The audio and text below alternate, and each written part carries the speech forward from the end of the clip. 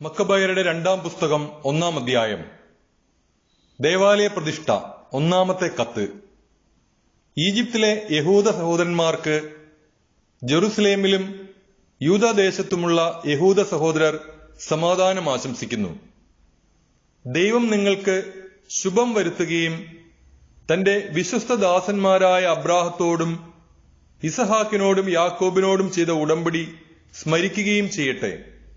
സർവാത്മന അവിടുത്തെ ഹിതം അനുവർത്തിക്കുന്നതിനും നിങ്ങളെ അനുഗ്രഹിക്കട്ടെ. തന്റെ കൽപ്പനകളും പ്രമാണങ്ങളും പ്രവേശിക്കാൻ അവിടുന്ന് നിങ്ങളുടെ ഹൃദയം തുറക്കുകയും നിങ്ങൾക്ക് സമാധാനം നൽകുകയും ചെയ്യട്ടെ. അവിടുന്ന് നിങ്ങളുടെ പ്രാർത്ഥന ശ്രവിക്കുകയും നിങ്ങളോട് രഞ്ജിപ്പിലാവുകയും ചെയ്യട്ടെ. കഷ്ടകാലത്ത് നിങ്ങളെ അവിടുന്ന് കൈവെടിയാതിരിക്കട്ടെ. ഇപ്പോൾ ഇവിടെ ഞങ്ങൾ നിങ്ങൾക്ക് വേണ്ടി പ്രാർത്ഥിച്ചുകൊണ്ടിരിക്കുന്നു. 169-ാം വർഷം ദെമത്രിയൂസിന്റെ ഭരണകാലത്ത് യഹൂദരായ ഞങ്ങൾക്ക് കഠിന യാതനകൾ നേരിട്ടപ്പോൾ ഞങ്ങൾ നിങ്ങൾക്ക് എഴുതിയിരുന്നു. അക്കാലത്ത് ജാസനും കൂട്ടരും വിശുദ്ധ ദേശത്തും രാജ്യം മുഴുവനിലും കലാപമുണ്ടാക്കുകയും ദേവാലയ കവാടങ്ങൾ കത്തിച്ചു കളയുകയും നിഷ്കളങ്ക രക്തം ചിന്തുകയും ചെയ്തു. ഞങ്ങൾ കർത്താവിനോട് പ്രാർത്ഥിക്കുകയും അവിടുന്ന് അത് കേൾക്കുകയും ചെയ്തു. ഞങ്ങൾ ദഹനബലികളും ധാന്യബലികളും അർപ്പിച്ചു. ദീപം തെളിയിക്കുകയും കാഴ്ചയപ്പം ഒരുക്കി വെക്കുകയും ചെയ്തു. 188-ാം വർഷം കിസ്ലേവ് മാസത്തിൽ കൂടാരത്തിരുന്നാൾ ആഘോഷിക്കാൻ നിങ്ങൾ ശ്രദ്ധിക്കണം. രണ്ടാമത്തെ കത്ത്.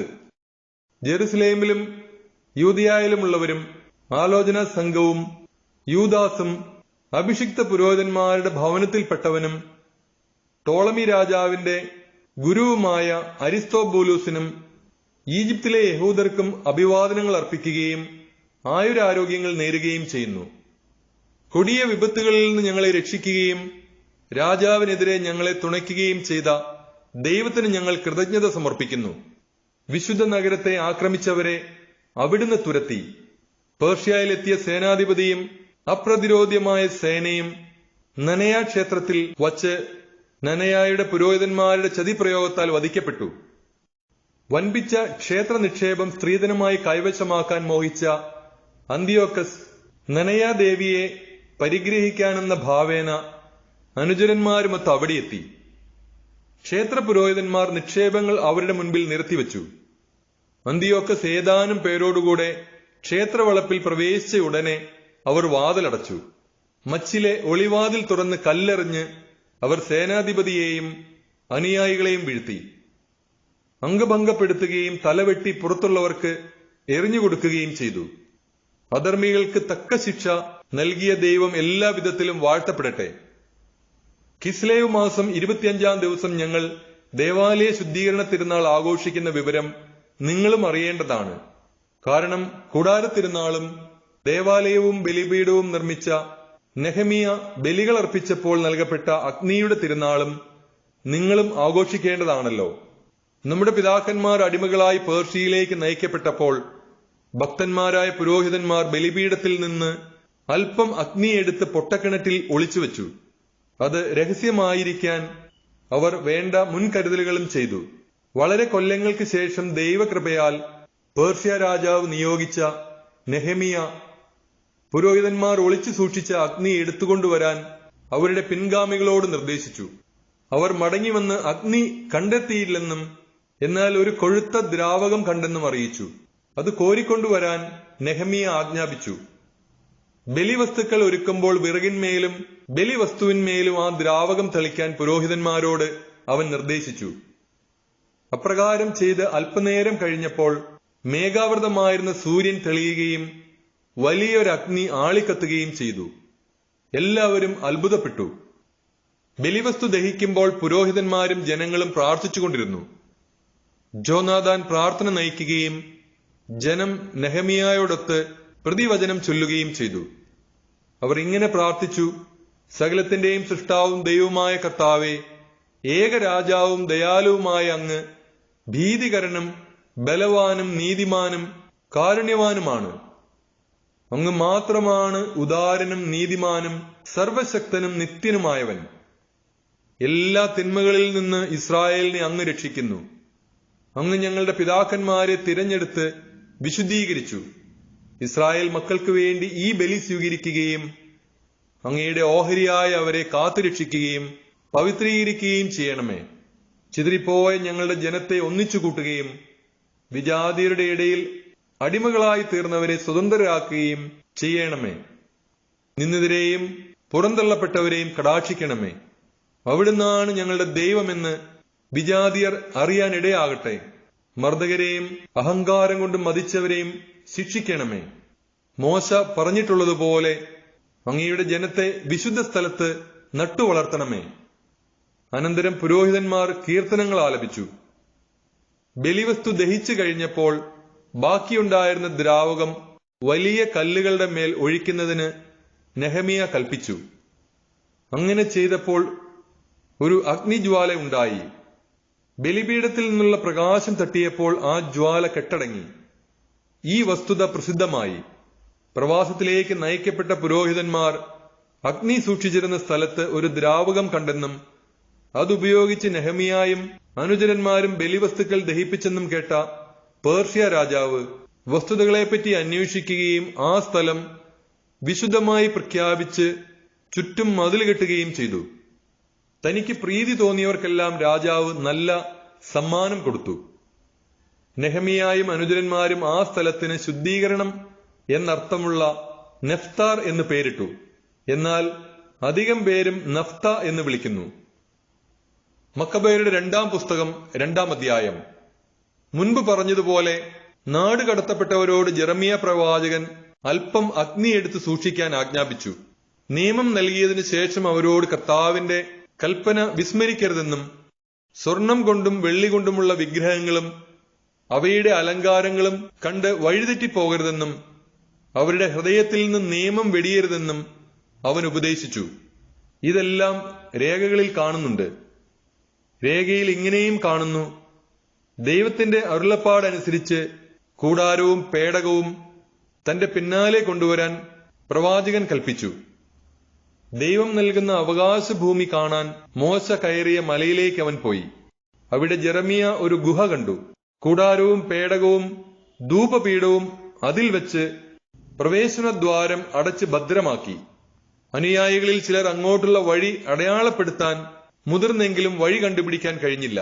ജെറമിയ ഇതറിഞ്ഞ് ശകാരിച്ചുകൊണ്ട് പറഞ്ഞു: ദൈവം തന്റെ ജനത്തെ വീണ്ടും ഒരുമിച്ച് കൂട്ടുകയും അവരോട് കരുണ കാണിക്കുകയും ചെയ്യുന്നതുവരെ ഈ സ്ഥലം അജ്ഞാതമായിരിക്കും. അന്ന് കർത്താവ് ഇത് വെളിപ്പെടുത്തും. മോശയുടെ കാര്യത്തിലും സ്ഥലത്തെ പൗത്രീകരിക്കണമെന്ന് പ്രാർത്ഥിച്ച സോളമന്റെ കാര്യത്തിലും സംഭവിച്ചതുപോലെ കർത്താവിന്റെ മഹത്വവും മേഘവും അന്നും പ്രത്യക്ഷപ്പെടും. ജ്ഞാനിയായ സോളമൻ ദേവാലയ പൂർത്തീകരണത്തിന്റെയും പ്രതിഷ്ഠയുടെയും ബലി അർപ്പിച്ചു എന്ന് വ്യക്തമാണ്. മോശ കർത്താവിനോട് പ്രാർത്ഥിച്ചപ്പോൾ ആകാശത്തുനിന്ന് അഗ്നി ഇറങ്ങി ബലിവസ്തുക്കൾ ദഹിപ്പിച്ചതുപോലെ സോളമൻ പ്രാർത്ഥിച്ചപ്പോഴും സംഭവിച്ചു. പാപപരിഹാര ബലിയായി അർപ്പിക്കപ്പെട്ടവ ഭക്ഷിക്കാൻ പാടില്ലാത്തതിനാലാണ് അവ ദഹിപ്പിക്കപ്പെട്ടത് എന്ന് മോശ പറഞ്ഞു. സോളമൻ 8 ദിവസം ഇതുപോലെ തിരുനാൾ ആഘോഷിച്ചു. ഇക്കാര്യങ്ങൾ രേഖകളിലും നെഹമിയായുടെ സ്മരണകളിലും എഴുതപ്പെട്ടിട്ടുണ്ട്. നെഹമിയ ഒരു ഗ്രന്ഥശാല സ്ഥാപിച്ചെന്നും രാജാക്കന്മാരെയും പ്രവാചകന്മാരെയും കുറിച്ചുള്ള ഗ്രന്ഥങ്ങളും ദാവീദിന്റെ കൃതികളും സ്വാഭിഷ്ട കാഴ്ചകളെക്കുറിച്ചുള്ള രാജാക്കന്മാരുടെ ശാസനങ്ങളും അതിൽ സംഭരിച്ചെന്നും അവയിൽ കാണുന്നു. കൂടാതെ യുദ്ധത്തിൽ ഞങ്ങൾക്ക് നഷ്ടപ്പെട്ടു പോയ ഗ്രന്ഥങ്ങളും യൂദാസ് സംഭരിച്ചു. അവ ഞങ്ങളുടെ കൈവശമുണ്ട്. നിങ്ങൾക്ക് ആവശ്യമുണ്ടെങ്കിൽ ആളയക്കുക, കൊടുത്തുവിടാം. ഞങ്ങൾ ശുദ്ധീകരണ തിരുനാൾ ആഘോഷിക്കാൻ തുടങ്ങുകയാണ് എന്ന് അറിയിക്കാനാണ് നിങ്ങൾക്ക് ഈ കത്തെഴുതുന്നത്. നിങ്ങളും ഈ തിരുനാൾ ആചരിക്കുമല്ലോ. നിയമം വഴി വാഗ്ദാനം ചെയ്തിരുന്നതുപോലെ ദൈവം തന്റെ ജനത്തെ രക്ഷിക്കുകയും അവർക്ക് അവകാശം തിരികെ കൊടുക്കുകയും രാജത്വവും പൗരോഹിത്യവും വിശുദ്ധീകരണവും പുനഃസ്ഥാപിക്കുകയും ചെയ്തു. ദൈവം നമ്മുടെ മേൽ താമസിയാതെ കരുണ കാണിക്കുമെന്നും ഭൂമിയുടെ എല്ലാ ഭാഗങ്ങളിൽ നിന്ന് നമ്മെ തന്റെ വിശുദ്ധ സ്ഥലത്ത് ഒരുമിച്ച് കൂട്ടുമെന്നും ഞങ്ങൾക്ക് പ്രത്യാശയുണ്ട്. കാരണം അവിടുന്ന് നമ്മെ വലിയ അനർത്ഥങ്ങളിൽ നിന്ന് രക്ഷിക്കുകയും തന്റെ സ്ഥലം ശുദ്ധീകരിക്കുകയും ചെയ്തു. ഗ്രന്ഥകാരന്റെ മുഖവുര. യൂദാസ് മക്കബേയുസിന്റെയും സഹോദരന്മാരുടെയും ചെയ്തികൾ, ദേവാലയ ശുദ്ധീകരണം, ബലിപീഠ പ്രതിഷ്ഠ, അന്തിയോക്കസ് എപ്പിഫാനസിനും പുത്രൻ യൂപ്പത്തോറിനും എതിരെ നടന്ന യുദ്ധങ്ങൾ, യഹൂദ വിശ്വാസത്തെ സംരക്ഷിക്കാൻ തീഷ്ണതയോടെ പ്രവർത്തിച്ചവർക്ക് സ്വർഗത്തിൽ നിന്ന് ലഭിച്ച ദർശനം, സംഖ്യയിൽ ചെറുതെങ്കിലും കർത്താവ് ദയാവായ്പോടെ തങ്ങളിൽ പ്രസാദിച്ചതിനാൽ അവർ നാട് മുഴുവൻ പിടിച്ചടക്കിയത്, ആ കിരാതവർഗങ്ങളെ അനുധാവനം ചെയ്തത്, ലോകപ്രസിദ്ധിയാർജിച്ച ദേവാലയം വീണ്ടെടുക്കുകയും നഗരത്തെ സ്വതന്ത്രമാക്കുകയും അസാധുവാക്കാനിരുന്ന നിയമങ്ങൾ പുനഃസ്ഥാപിക്കുകയും ചെയ്തത്. ഇവയുടെ വിവരണം കിരേനക്കാരൻ ജാസൻ 5 വാല്യങ്ങളായി തയ്യാറാക്കിയിട്ടുണ്ട്. അത് ഒരു പുസ്തകത്തിൽ സംക്ഷേപിക്കാൻ ഞങ്ങൾ ശ്രമിക്കാം. ഇതിലുള്ള സംഖ്യകളുടെ പെരുപ്പവും ചരിത്ര വൃത്താന്തങ്ങൾ അറിയാൻ ആഗ്രഹിക്കുന്നവർക്ക് വസ്തുതകളുടെ ബാഹുല്യം മൂലം ഉളവാകുന്ന പ്രയാസവും ഞങ്ങൾ കണക്കിലെടുക്കുന്നുണ്ട്. വായിക്കാൻ ആഗ്രഹിക്കുന്നവർക്ക് ആസ്വാദ്യവും മനഃപ്പാഠമാക്കാൻ ഇച്ഛിക്കുന്നവർക്ക് സുഖകരവും എല്ലാ വായനക്കാർക്കും ഉപകാരപ്രദവുമാക്കുകയാണ് ഞങ്ങളുടെ ലക്ഷ്യം. മറ്റുള്ളവരെ സംതൃപ്തരാക്കാൻ തക്കവിധം വിരുന്നൊരുക്കുക എളുപ്പമല്ലാത്തതുപോലെ ഗ്രന്ഥസംക്ഷേപണം ഏറ്റെടുത്തിരിക്കുന്ന ഞങ്ങൾക്കത് സുസാധ്യമല്ല. വിയർപ്പൊഴുക്കലും ഉറക്കമിളപ്പും അത് ആവശ്യപ്പെടുന്നു. എങ്കിലും ഏറെ പേരെ സംതൃപ്തരാക്കാൻ വേണ്ടി ക്ലേശകരമായ ഈ ജോലി ഞങ്ങൾ സന്തോഷത്തോടെ നിർവഹിക്കുന്നു. വസ്തുതകൾ സംക്ഷേപിച്ച് രൂപരേഖ തയ്യാറാക്കുന്നതിലാണ് ഞങ്ങൾ ശ്രദ്ധിച്ചിട്ടുള്ളത്. സൂക്ഷ്മമായ വിശദാംശങ്ങൾ മൂലഗ്രന്ഥകാരന് ഞങ്ങൾ വിട്ടിരിക്കുന്നു. പുതിയ വീട് പണിയുന്ന ശില്പി കെട്ടിടത്തിന്റെ എല്ലാ വിശദാംശങ്ങളിലും ശ്രദ്ധിക്കണം.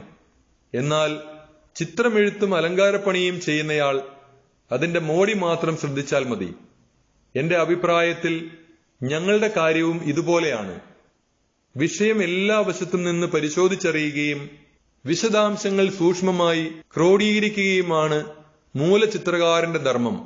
വിവരണം പുനരാഖ്യാനം ചെയ്യുന്നവന് ആവിഷ്കരണത്തിന്റെ സംക്ഷിപ്തതയിൽ ശ്രദ്ധിച്ച് സമ്പൂർണ്ണ വർണ്ണന ഉപേക്ഷിക്കാൻ അവകാശമുണ്ട്.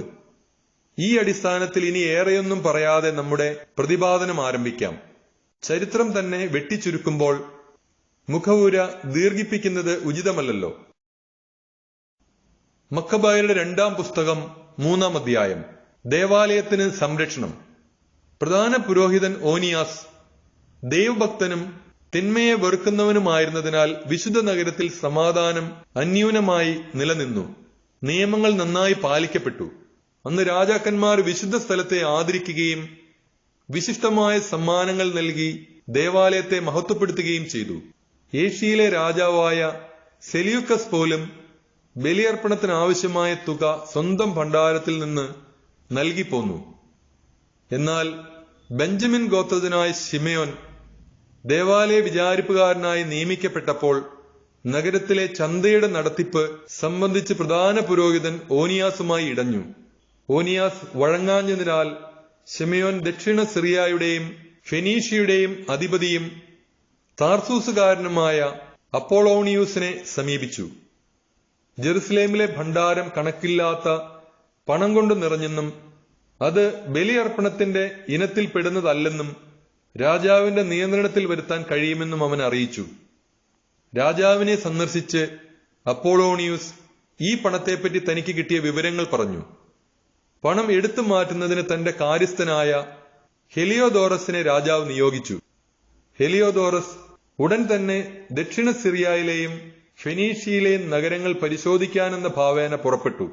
രാജകൽപ്പന നടപ്പിലാക്കുകയായിരുന്നു അവന്റെ യഥാർത്ഥ ഉദ്ദേശം. ജെറുസലേമിൽ എത്തിയപ്പോൾ പ്രധാന പുരോഹിതൻ അവനെ സൗഹാർദ്ദപൂർവ്വം സ്വീകരിച്ചു. ആഗമന ഉദ്ദേശം അറിയിച്ച ശേഷം അവൻ തനിക്ക് ലഭിച്ചിരുന്ന വിവരങ്ങളുടെ സത്യാവസ്ഥയെക്കുറിച്ച് ആരാഞ്ഞു. വിധവകളുടെയും അനാഥരുടെയും നിക്ഷേപങ്ങളും തോബിയാസിന്റെ പുത്രനും ഉന്നത സ്ഥാനീയനുമായ ഹിർക്കാനൂസിന്റെ നിക്ഷേപവും ചേർന്ന് മൊത്തം 400 താലന്ത് വെള്ളിയും 200 താലന്ത് സ്വർണവും ഉണ്ടെന്ന് പ്രധാന പുരോഹിതൻ വിശദീകരിച്ചു. ദുഷ്ടനായ ശിമയോൻ വസ്തുതകൾ അങ്ങേയറ്റം തെറ്റിദ്ധരിപ്പിച്ചിരുന്നു. ലോകം മുഴുവൻ ആദരിക്കുന്ന ആ ദേവാലയത്തിന്റെ പവിത്രതയിലും അഭംഗുരതയിലും ആ സ്ഥലത്തിന്റെ പരിശുദ്ധിയിലും വിശ്വാസം അർപ്പിച്ചിരിക്കുന്ന ജനത്തോട് തെറ്റ് ചെയ്യുക അസാധ്യമാണെന്നും അവൻ പറഞ്ഞു. എന്നാൽ രാജകൽപ്പനയുള്ളതിനാൽ പണമെല്ലാം രാജഭണ്ഡാരത്തിലേക്ക് കണ്ടുകെട്ടേണ്ടതാണെന്ന് ഹെലിയോദോറസ് പറഞ്ഞു. അനന്തരം അവൻ ഒരു ദിവസം നിശ്ചയിച്ച് നിക്ഷേപ പരിശോധനയുടെ മേൽനോട്ടം വഹിക്കാൻ അകത്തു പ്രവേശിച്ചു. നഗരം ദുഃഖത്തിലാണ്ടു. പുരോഹിതന്മാർ ഔദ്യോഗിക വസ്ത്രങ്ങൾ അണിഞ്ഞ് ബലിപീഠത്തിനു മുൻപിൽ സാഷ്ടാംഗം വീണ് നിക്ഷേപത്തെക്കുറിച്ച് നിയമം നൽകിയ ദൈവത്തോട് അവ നിക്ഷേപകർക്കായി കാത്തു സൂക്ഷിക്കണമെന്ന് പ്രാർത്ഥിച്ചു. പ്രധാന പുരോഹിതന്റെ അപ്പോഴത്തെ നില ഹൃദയഭേദകമായിരുന്നു. അവന്റെ മുഖഭാവവും വൈവർണ്യവും ഹൃദയവേദനയെ വ്യക്തമാക്കി. അവന്റെ ഹൃദയവേദന കാണുന്നവർക്ക് വ്യക്തമാകത്തക്ക വിധം അവനെ ഭയവും വിറയലും ബാധിച്ചു. വിശുദ്ധ മന്ദിരം അവഹേളിക്കപ്പെടാൻ പോകുന്നു എന്നറിഞ്ഞ് ജനം തങ്ങളുടെ വീട് വിട്ടിറങ്ങി കൂട്ടമായി പ്രാർത്ഥനയ്ക്ക് വന്നു. സ്ത്രീകൾ ചാക്കുടുത്ത് തെരുവീഥികളിൽ തടിച്ചുകൂടി. വീട്ടിനുള്ളിൽ ഒതുങ്ങിക്കഴിഞ്ഞിരുന്ന കന്യകമാരിൽ ചിലർ മതിലിലേക്കും ചിലർ കവാടങ്ങളിലേക്കും ഓടി. മറ്റു ചിലർ ജാലകങ്ങളിലൂടെ പുറത്തേക്ക് നോക്കി. എല്ലാവരും സ്വർഗത്തിലേക്ക് കരങ്ങളുയർത്തി പ്രാർത്ഥിച്ചു. ജനം ഒരുമിച്ച് സാഷ്ടാംഗം വീണുകിടക്കുന്നതും ഉത്കണ്ഠയാർന്ന മഹാപുരോഹിതൻ കഠിനവേദന അനുഭവിക്കുന്നതും അതിദയനീയമായ കാഴ്ചയായിരുന്നു. വിശ്വസിച്ചേൽപ്പിച്ച നിക്ഷേപങ്ങൾ ഉടമസ്ഥർക്കു വേണ്ടി കാത്തു സൂക്ഷിക്കണമേ എന്നവർ സർവശക്തനായ കർത്താവിനോട് വിളിച്ചപേക്ഷിക്കുമ്പോൾ ഹെലിയോദോറസ് ലക്ഷ്യത്തിലേക്ക് നീങ്ങിക്കൊണ്ടിരുന്നു. അവൻ അംഗരക്ഷകരോടൊത്ത് ഭണ്ഡാരത്തെ സമീപിച്ചപ്പോൾ സകല ശക്തികളുടെയും സാമ്രാട്ടും പരമാധികാരിയുമായവൻ അതിമഹത്തായ ശക്തി പ്രകടിപ്പിച്ചു. ഹെലിയോദോറസിനെ അനുഗമിക്കാൻ ധൈര്യം കാണിച്ചവർ ദൈവത്തിന്റെ ശക്തി ദർശിച്ച് സ്തബ്ധരും ഭയചകിതരുമായി. പ്രൗഢമായ കോപ്പുകൾ അണിഞ്ഞ ഒരു കുതിര ഭയാനകമായ മുഖഭാവമുള്ള ഒരുവനെ വഹിച്ചുകൊണ്ട് അവരുടെ മുൻപിൽ പ്രത്യക്ഷപ്പെട്ടു. അത് ഹെലിയോദോറസിന്റെ നേരെ കോപാവേശത്തോടെ പാഞ്ഞു ചെന്ന് മുൻകാലുകൾ കൊണ്ട് അവനെ തൊഴിച്ചു. കുതിരപ്പുറത്തിരുന്നവൻ സ്വർണം കൊണ്ടുള്ള പടച്ചട്ടയും ആയുധങ്ങളും ധരിച്ചിരിക്കുന്നതായി കാണപ്പെട്ടു.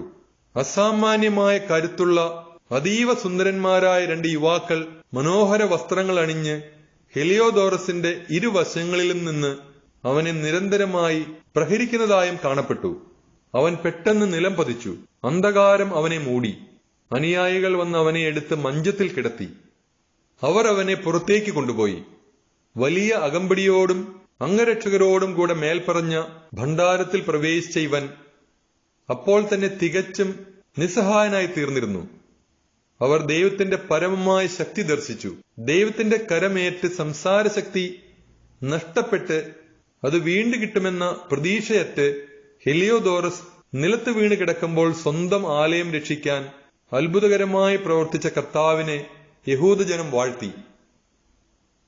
അല്പസമയം മുമ്പ് വരെ പരിഭ്രമവും അസ്വസ്ഥതയും മുറ്റിനിന്ന ദേവാലയത്തിൽ സർവശക്തനായ കർത്താവ് പ്രത്യക്ഷീഭവിച്ചതിനാൽ ആഹ്ലാദം അലതല്ലി. അന്ത്യശ്വാസം വലിക്കുകയായിരുന്ന ഹെലിയോദോറസിന്റെ ജീവന് വേണ്ടി അത്യുന്നതനോട് പ്രാർത്ഥിക്കാൻ അവന്റെ മിത്രങ്ങളിൽ ചിലർ ഓനിയാസിനോട് അഭ്യർത്ഥിച്ചു. യഹൂദർ ഹെലിയോദോറസിനെതിരെ ചതി പ്രയോഗിച്ചെന്ന് രാജാവ് വിചാരിച്ചേക്കുമോ എന്ന് ഭയന്ന് പ്രധാന പുരോഹിതൻ അവന്റെ സുഖപ്രാപ്തിക്കായി ബലിയർപ്പിച്ചു. പ്രധാന പുരോഹിതൻ പരിഹാര ബലി അർപ്പിക്കുമ്പോൾ അതേ യുവാക്കന്മാർ വിഭൂഷകൾ അണിഞ്ഞ് ഹെലിയോദോറസിന് വീണ്ടും പ്രത്യക്ഷപ്പെട്ടു. പ്രധാന പുരോഹിതനായ ഓനിയാസിനോട് നന്ദിയുള്ളവനായിരിക്കുക.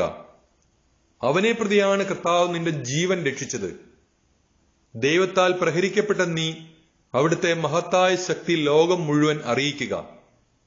ഇത് പറഞ്ഞിട്ട് അവർ അപ്രത്യക്ഷരായി.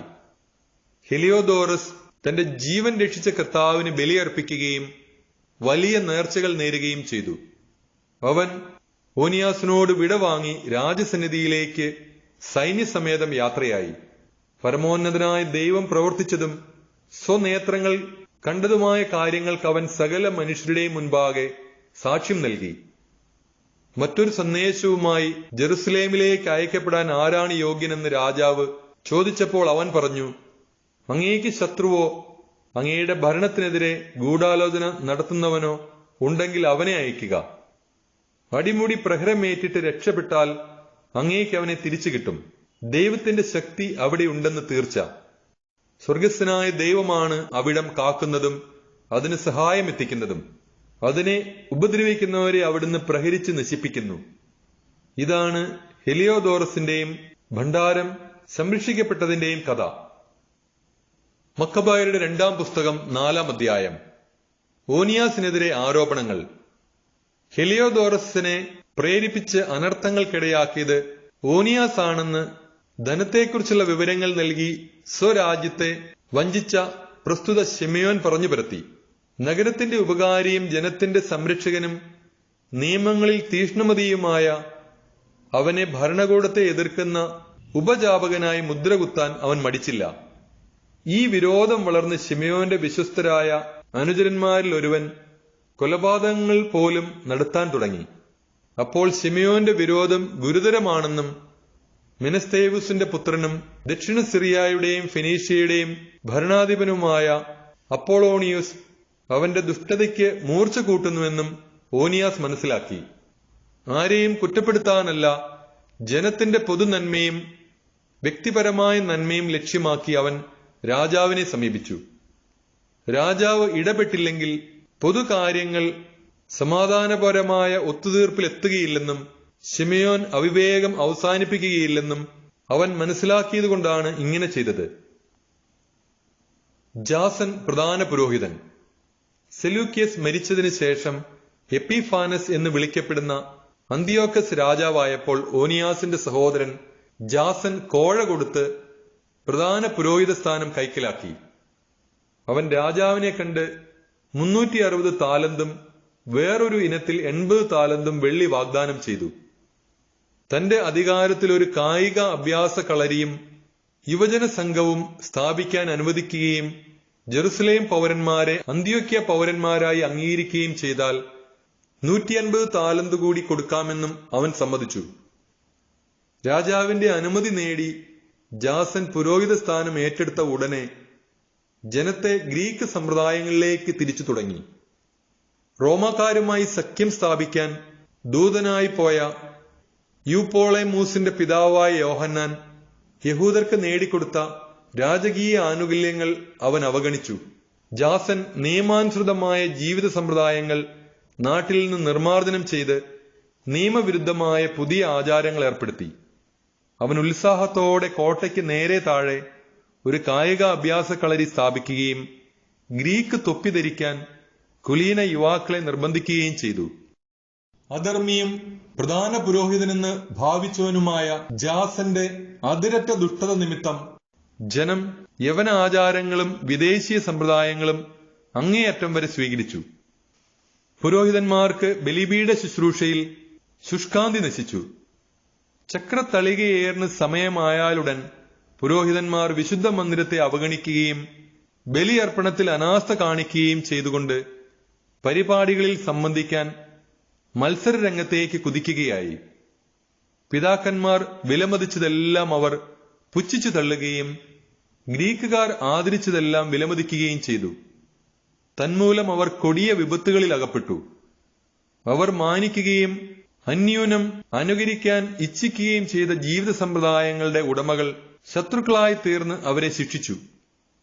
ദൈവിക നിയമങ്ങളോട് അനാദരം കാണിക്കുന്നത് നിസ്സാരമല്ല. ഭാവി സംഭവങ്ങൾ ഈ വസ്തുത തെളിയിക്കും.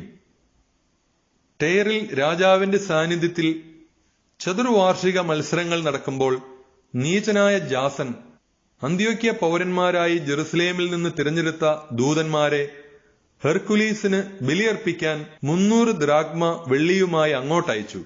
പണം കൊണ്ടുപോയവർ അത് ഹെർക്കുലീസിന് ബലിയർപ്പിക്കാൻ ഉപയോഗിക്കുന്നത് അനുചിതമെന്ന് കരുതി മറ്റൊരു കാര്യത്തിന് വിനിയോഗിച്ചു. പണം കൊടുത്തയച്ചവൻ അതുകൊണ്ട് ഹെർക്കുലീസിന് ബലിയർപ്പിക്കാനാണ് ഉദ്ദേശിച്ചതെങ്കിലും അത് കൊണ്ടുപോയവർ ചെറിയ പായ്ക്കപ്പൽ നിർമ്മിക്കാനാണ് ഉപയോഗിച്ചത്. ഈജിപ്തിൽ ഫിലെമെത്തോറിന്റെ കിരീടധാരണത്തിൽ സംബന്ധിക്കാൻ മെനസ്തേവൂസിന്റെ പുത്രൻ അപ്പോളോണിയൂസ് അയക്കപ്പെട്ടപ്പോൾ ഫിലെമൊത്തോറിന് തന്നോട് ശത്രുതയുണ്ടെന്ന് അന്തിയോക്കസ് മനസ്സിലാക്കി. അവൻ തന്റെ സുരക്ഷിതത്വത്തിനു വേണ്ട നടപടികൾ സ്വീകരിച്ചു. ജോപ്പായിൽ എത്തിയതിനു ശേഷം അവൻ ജെറുസലേമിലേക്ക് യാത്ര തിരിച്ചു. ജാസനും നഗരവാസികളും അവനെ അത്യാഡംബരപൂർവ്വം പന്തങ്ങളോടും ആർപ്പുവിളികളോടും കൂടെ സ്വീകരിച്ചു. അനന്തരം അവൻ സൈന്യസമേതം ഫെനീഷ്യയിലേക്ക് നീങ്ങി. മെനേലാവൂസ് പ്രധാന പുരോഹിതൻ. 3 വർഷം കഴിഞ്ഞ് ജാസൻ മുൻപ് പറഞ്ഞ ശിമയോന്റെ സഹോദരൻ മെനേലാവൂസിനെ രാജാവിന്റെ അടുത്ത് പണമെത്തിക്കാനും സുപ്രധാന കാര്യങ്ങളെക്കുറിച്ചുള്ള രാജാവിന്റെ തീരുമാനം അറിയാനുമായി അയച്ചു. രാജസന്നിധിയിലെത്തിയ മെനലാവൂസ് രാജാവിനെ അധികാരഭാവത്തോടെ പുകഴ്ത്തുകയും ജാസനേക്കാൾ 300 താലന്ത് വെള്ളി കൂടുതൽ വാഗ്ദാനം ചെയ്ത് പ്രധാന പുരോഹിത സ്ഥാനം സ്വന്തമാക്കുകയും ചെയ്തു. രാജതിട്ടൂരം നേടി മടങ്ങിയെത്തിയ അവന് പ്രധാന പുരോഹിത സ്ഥാനത്തിനു വേണ്ട ഗുണങ്ങളൊന്നുമില്ലായിരുന്നു. ക്രൂരനായ സ്വേച്ഛാധിപതിയുടെ ഉഗ്രകോപവും വന്യമൃഗത്തിന്റെ ക്രൂരതയും മാത്രമുണ്ടായിരുന്നു. സ്വസഹോദരനെ സ്ഥാനഭ്രഷ്ടനാക്കിയ ജാസൻ സ്ഥാനഭ്രഷ്ടനാക്കപ്പെട്ടു. അവന് അമ്മോൻ നാട്ടിലേക്ക് പലായനം ചെയ്യേണ്ടതായും വന്നു. മെനലാവൂസ് പുരോഹിത സ്ഥാനം കൈയേറ്റെങ്കിലും വാഗ്ദാനം ചെയ്ത തുക രാജാവിന് ക്രമമായി കൊടുത്തില്ല. കോട്ടയുടെ അധിപനും നികുതി പിരിക്കാൻ ചുമതലപ്പെട്ടവനുമായ സൊസ്ത്രാത്തൂസ് അവനോട് പണം ആവശ്യപ്പെട്ടുകൊണ്ടിരുന്നു. ഇക്കാര്യത്തെ ചൊല്ലി രാജാവ് ഇരുവരെയും വിളിച്ചു വരുത്തി. പുറപ്പെടുന്നതിന് മുൻപ് മെനലാവൂസ് സ്വസഹോദരൻ ലിസിമാക്കൂസിനെ പ്രധാന പുരോഹിതന്റെ ചുമതല ഏൽപ്പിച്ചു. സൊസ്ത്രാത്തൂസ് തനിക്ക് പകരം സൈപ്രസ് ഗണത്തിന്റെ സേനാധിപനായ ക്രാത്തേസിനെ നിയോഗിച്ചു. ഓനിയാസ് വധിക്കപ്പെടുന്നു. ഇക്കാലത്ത് രാജാവ് തന്റെ ഉപനാരിയായ അന്തിയോക്കീസിന് താർസൂസ്, മള്ളൂസ് എന്നീ നഗരങ്ങൾ സമ്മാനിച്ചതിനാൽ അവിടെ ജനങ്ങൾ കലാപമുണ്ടാക്കി. അതിനാൽ രാജാവ് ഉന്നത സ്ഥാനീയനായ അന്ത്രാനിക്കൂസിനെ തന്റെ ചുമതലകൾ ഏൽപ്പിച്ചിട്ട് ലഹളയൊതുക്കാൻ അതിവേഗം യാത്രയായി. പറ്റിയ സന്ദർഭമെന്ന് കണ്ട് മെനലാവൂസ് ദേവാലയത്തിലെ സ്വർണപാത്രങ്ങളിൽ ചിലത് മോഷ്ടിച്ച് അന്ത്രാനിക്കൂസിന് നൽകി. മറ്റു പാത്രങ്ങൾ അവൻ ടൈറിനും സമീപ നഗരങ്ങൾക്കും വിറ്റുകഴിഞ്ഞിരുന്നു. ഇതറിഞ്ഞ ഓനിയാസ് അന്ത്യോക്യയ്ക്ക് സമീപമുള്ള ഓഫ്നയിലെ വിശുദ്ധ മന്ദിരത്തിലേക്ക് മാറിയതിനു ശേഷം ഈ പ്രവൃത്തികൾ പരസ്യമാക്കി. അതിനാൽ ഓനിയൂസിനെ വധിക്കാൻ മെനലാവൂസ് അന്ത്രാനിക്കൂസിനെ രഹസ്യമായി പ്രേരിപ്പിച്ചു. അന്ത്രാനിക്കൂസ് ഓനിയാസിനെ സമീപിച്ച് വലതുകരങ്ങൾ ചേർത്ത് വഞ്ചനാപൂർവം ശപഥം ചെയ്തു. ഓനിയാസ് അപകടം ശങ്കിച്ചെങ്കിലും അവനെ വിശുദ്ധ മന്ദിരത്തിന് പുറത്തു കൊണ്ടുവരാൻ അന്ത്രാനിക്കൂസിന് കഴിഞ്ഞു. അവൻ നീതിയെക്കുറിച്ച് തെല്ലും വിചാരമില്ലാതെ ഓനിയാസിനെ വധിച്ചു. അന്യായമായ ഈ വധത്തിൽ യഹൂദരും മറ്റു ജനതകളിൽപ്പെട്ട വളരെ പേരും ദുഃഖിക്കുകയും അമർഷം കൊള്ളുകയും ചെയ്തു. രാജാവ് കിലീക്കിയ ദേശത്തുനിന്ന് മടങ്ങിയെത്തിയപ്പോൾ നഗരത്തിലെ യഹൂദർ ഓനിയാസിന്റെ അകാരണ വധത്തെക്കുറിച്ച് പരാതി ബോധിപ്പിച്ചു. ഗ്രീക്കുകാരും ഈ ആക്രമണത്തിലുള്ള തങ്ങളുടെ അമർഷം പ്രകടിപ്പിച്ചു. അന്തിയോക്കസ് പരേതന്റെ പരിപാകതയും സൽസ്വഭാവവും അനുസ്മരിച്ച് മനോവ്യതയും സഹതാപവും പൂണ്ട് കരഞ്ഞു. പെട്ടെന്ന് കോപം ജ്വലിക്കുകയും അന്ത്രാനിക്കൂസിന്റെ ചെങ്കുപ്പായം ഉരിഞ്ഞുകളയുകയും മേലങ്കി വലിച്ചു കീറുകയും ചെയ്തു. ആ രക്തദാഹിയെ നഗരത്തിലൂടെ നടത്തിച്ച് ഓനിയാസിനോട് അക്രമം പ്രവർത്തിച്ച സ്ഥലത്ത് കൊണ്ടുവന്ന് കൊന്നുകളഞ്ഞു. കർത്താവ് അവന് അർഹിച്ച ശിക്ഷ നൽകി പകരം വീട്ടി. ലിസിമാക്കൂസ് വധിക്കപ്പെടുന്നു. ലിസിമാക്കൂസ് മെനലാവൂസിന്റെ മൗനാനുവാദത്തോടെ നഗരത്തിൽ ദൈവദൂഷണപരമായി പലതും പ്രവർത്തിച്ചു. സ്വർണപാത്രങ്ങളിൽ പലതും മോഷ്ടിക്കപ്പെട്ടു. വിവരം പരസ്യമായപ്പോൾ ജനം ലിസിമാക്കൂസിനെതിരെ സംഘടിച്ചു. ജനങ്ങൾ പ്രക്ഷുബ്ധരാകുന്നത് കണ്ട് ലിസിമാക്കൂസ് കടന്ന പ്രായവും ഒട്ടും കുറയാത്ത ഭോഷത്വവുമുള്ള ഔരാനൂസിന്റെ നേതൃത്വത്തിൽ 3000 ആളുകളെ സായുധരാക്കി നീതീകരിക്കാനാവാത്ത ആക്രമണം അഴിച്ചുവിട്ടു. ലിസിമാക്കൂസ് ആക്രമിക്കുന്നെന്ന് കണ്ടയുടനെ യഹൂദരിൽ ചിലർ അവിടെ നിന്ന് അവിടവിടെ കിടന്ന കല്ലുകളും തടിക്കഷ്ണങ്ങളും മറ്റു ചിലർ ചാരവും എടുത്ത് കണ്ടപാടെ ലിസിമാക്കൂസിന്റെയും അനുയായികളുടെയും നേർക്ക് വലിച്ചെറിഞ്ഞു. അങ്ങനെ അവർ പലരെയും മുറിവേൽപ്പിച്ചു, ചിലരെ കൊന്നു, എല്ലാവരെയും തുരത്തി. ദേവാലയ ചോരനെ ഭണ്ഡാരത്തിന് സമീപം വെച്ച് വധിച്ചു. ഈ കാര്യത്തെ പ്രതി മെനലാവൂസിനെതിരെ കുറ്റാരോപണങ്ങൾ ഉയർന്നു. രാജാവ് ടൈറിലെത്തിയപ്പോൾ കാര്യാലോചന സമിതി നിയോഗിച്ച 3 പേർ വസ്തുതകൾ അവനെ അറിയിച്ചു. പതനം സുനിശ്ചിതമെന്ന് ഗ്രഹിച്ച മെനലാവൂസ് രാജാവിനെ സ്വാധീനിക്കാൻ ധോറിമെനേസിന്റെ പുത്രൻ ടോളമിക്ക് സാരമായ കോഴ വാഗ്ദാനം ചെയ്തു. ടോളമി കാറ്റുകൊള്ളാനെന്ന ഭാവേന രാജാവിനെ സ്തംഭനിരകളുടെ അടുത്തേക്ക് നയിച്ച് മനസ്സുമാറ്റാൻ പ്രേരിപ്പിച്ചു. തുടർന്ന് രാജാവ് സർവ്വദുഷ്ടതകൾക്കും കാരണമായ മെനേലാവൂസിനെ ആരോപണങ്ങളിൽ നിന്ന് മോചിപ്പിച്ചു. ആ നിർഭാഗ്യന്മാരെ മരണത്തിനേൽപ്പിക്കുകയും ചെയ്തു. അവർക്കാകട്ടെ ഷിദ്ധ്യാക്കാരുടെ മുൻപാകെ വാദിച്ചാൽ പോലും മോചനം ലഭിക്കുമായിരുന്നു. നഗരത്തിനും ഗ്രാമങ്ങൾക്കും വിശുദ്ധ പാത്രങ്ങൾക്കും വേണ്ടി വാദിച്ചവർ നീതിക്ക് നിരക്കാത്ത ശിക്ഷ അനുഭവിച്ചു. ടയർ നിവാസികൾ പോലും ഈ പാതകത്തോടുള്ള വെറുപ്പ് വ്യക്തമാക്കാൻ വേണ്ടി അവരുടെ ശവസംസ്കാരം ആഡംബരപൂർവം നടത്താൻ സഹകരിച്ചു. എന്നാൽ മെനേലാവൂസ് അധികാരികളുടെ അത്യാഗ്രഹം നിമിത്തം പൗരോഹിത്യ പദവിയിൽ തുടർന്നു. അവൻ ദുഷ്ടതയിൽ വളർന്ന് സ്വജനത്തിനെതിരായ ഗൂഢാലോചനയിൽ മുഴുകി. മക്കബായരുടെ 2-ാം പുസ്തകം 5-ാം അധ്യായം. ജാസന്റെ മരണം. ഇക്കാലത്ത് അന്തിയോക്കസ് രണ്ടാമതും ഈജിപ്തിനെ ആക്രമിച്ചു. ജെറുസലേം നഗരത്തിന് മുകളിൽ 40 ദിവസം ദർശനമുണ്ടായി. സുവർണ കവചം ധരിച്ച അശ്വസേന കുന്തങ്ങളും ഊരിയ വാളുമേന്തി ആകാശത്തിലൂടെ സംഘങ്ങളായി പായുന്നത് ദൃശ്യമായി. കുതിരപ്പട അണിനിരന്നു. ആക്രമണവും പ്രത്യാക്രമണവും എല്ലായിടത്തും. പരിചകൾ വീശി. കുന്തങ്ങളും ശൂലങ്ങളും ചുഴറ്റിയെറിഞ്ഞു.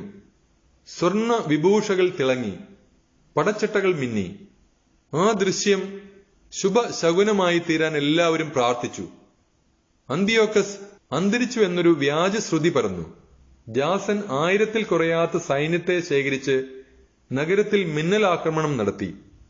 അവർ കോട്ടയിൽ സ്ഥാനമുറപ്പിച്ചിരുന്ന സേനയെ തോൽപ്പിച്ച് നഗരം പിടിച്ചടക്കി. മെനേലാവൂസ് കോട്ടയിൽ അഭയം തേടി. ജാസൻ സഹപൗരന്മാരെ ഇടവിടാതെ കൊന്നൊടുക്കി. സ്വജനങ്ങളെ വധിച്ചു നേടുന്ന വിജയം ഏറ്റവും വലിയ നിർഭാഗ്യമാണെന്നവൻ മനസ്സിലാക്കിയില്ല. ശത്രുക്കളുടെ മേലാണ് സ്വജനത്തിന്റെ മേലല്ല വിജയക്കൊടി നാട്ടുന്നതെന്ന് അവൻ സങ്കൽപ്പിച്ചു. പക്ഷേ ഭരണം കൈക്കലാക്കാൻ അവന് കഴിഞ്ഞില്ല. ഉപജാപം കൊണ്ട് അപമാനം മാത്രമേ നേടാൻ കഴിഞ്ഞുള്ളൂ. അവന് അമ്മോന്യരുടെ ദേശത്തേക്ക് വീണ്ടും പലായനം ചെയ്യേണ്ടി വന്നു. അവന്റെ അവസാനം അതിദയനീയമായിരുന്നു. അറേത്താസ് എന്ന അറബി രാജാവിന്റെ മുൻപിൽ അവനെതിരെ കുറ്റം ആരോപിക്കപ്പെട്ടു. ജനങ്ങളാൽ അനുധാവനം ചെയ്യപ്പെട്ട അവൻ നഗരത്തിൽ നിന്ന് നഗരത്തിലേക്ക് പലായനം ചെയ്തു. നിയമലംഘകനായ അവനെ സർവരും വെറുത്തു. സ്വരാജ്യത്തിന്റെയും സ്വസഹോദരരുടെയും ഘാതകനായ അവന്റെ നേരെ എല്ലാവർക്കും അറപ്പു തോന്നി. ഒടുവിൽ അവൻ ഈജിപ്തിലേക്ക് നിഷ്കാസിതനായി. സ്പാർത്താക്കാരുമായുള്ള ചാർച്ച നിമിത്തം അവിടെ അഭയം ലഭിക്കുമെന്ന് പ്രത്യാശിച്ച് അങ്ങോട്ടവൻ കപ്പൽ കയറി. വളരെ പേരെ നാടുകടത്തിയ അവൻ പ്രവാസിയായി തന്നെ മരിച്ചു. പല മൃതർക്കും സംസ്കാരം നിഷേധിച്ച് അവൻ വിലപിക്കാൻ ആരുമില്ലാതെ മരിച്ചു. സംസ്കാരമോ പിതാക്കന്മാരുടെ ശവകുടീരത്തിൽ ഇടമോ അവന് ലഭിച്ചില്ല. ദേവാലയം കൊള്ളയടിക്കപ്പെടുന്നു. സംഭവങ്ങൾ കേട്ട രാജാവ് യൂദയ കലാപത്തിലാണെന്ന് ധരിച്ച് ജ്വലിക്കുന്ന കോപത്തോടെ ഈജിപ്തിൽ നിന്ന് വന്ന് മിന്നലാക്രമണം നടത്തി നഗരം പിടിച്ചടക്കി.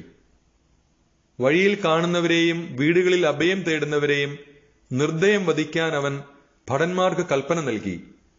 അങ്ങനെ യുവാക്കളും വൃദ്ധരും വധിക്കപ്പെട്ടു. ബാലകരും സ്ത്രീകളും കുട്ടികളും വാൾനിരയായി.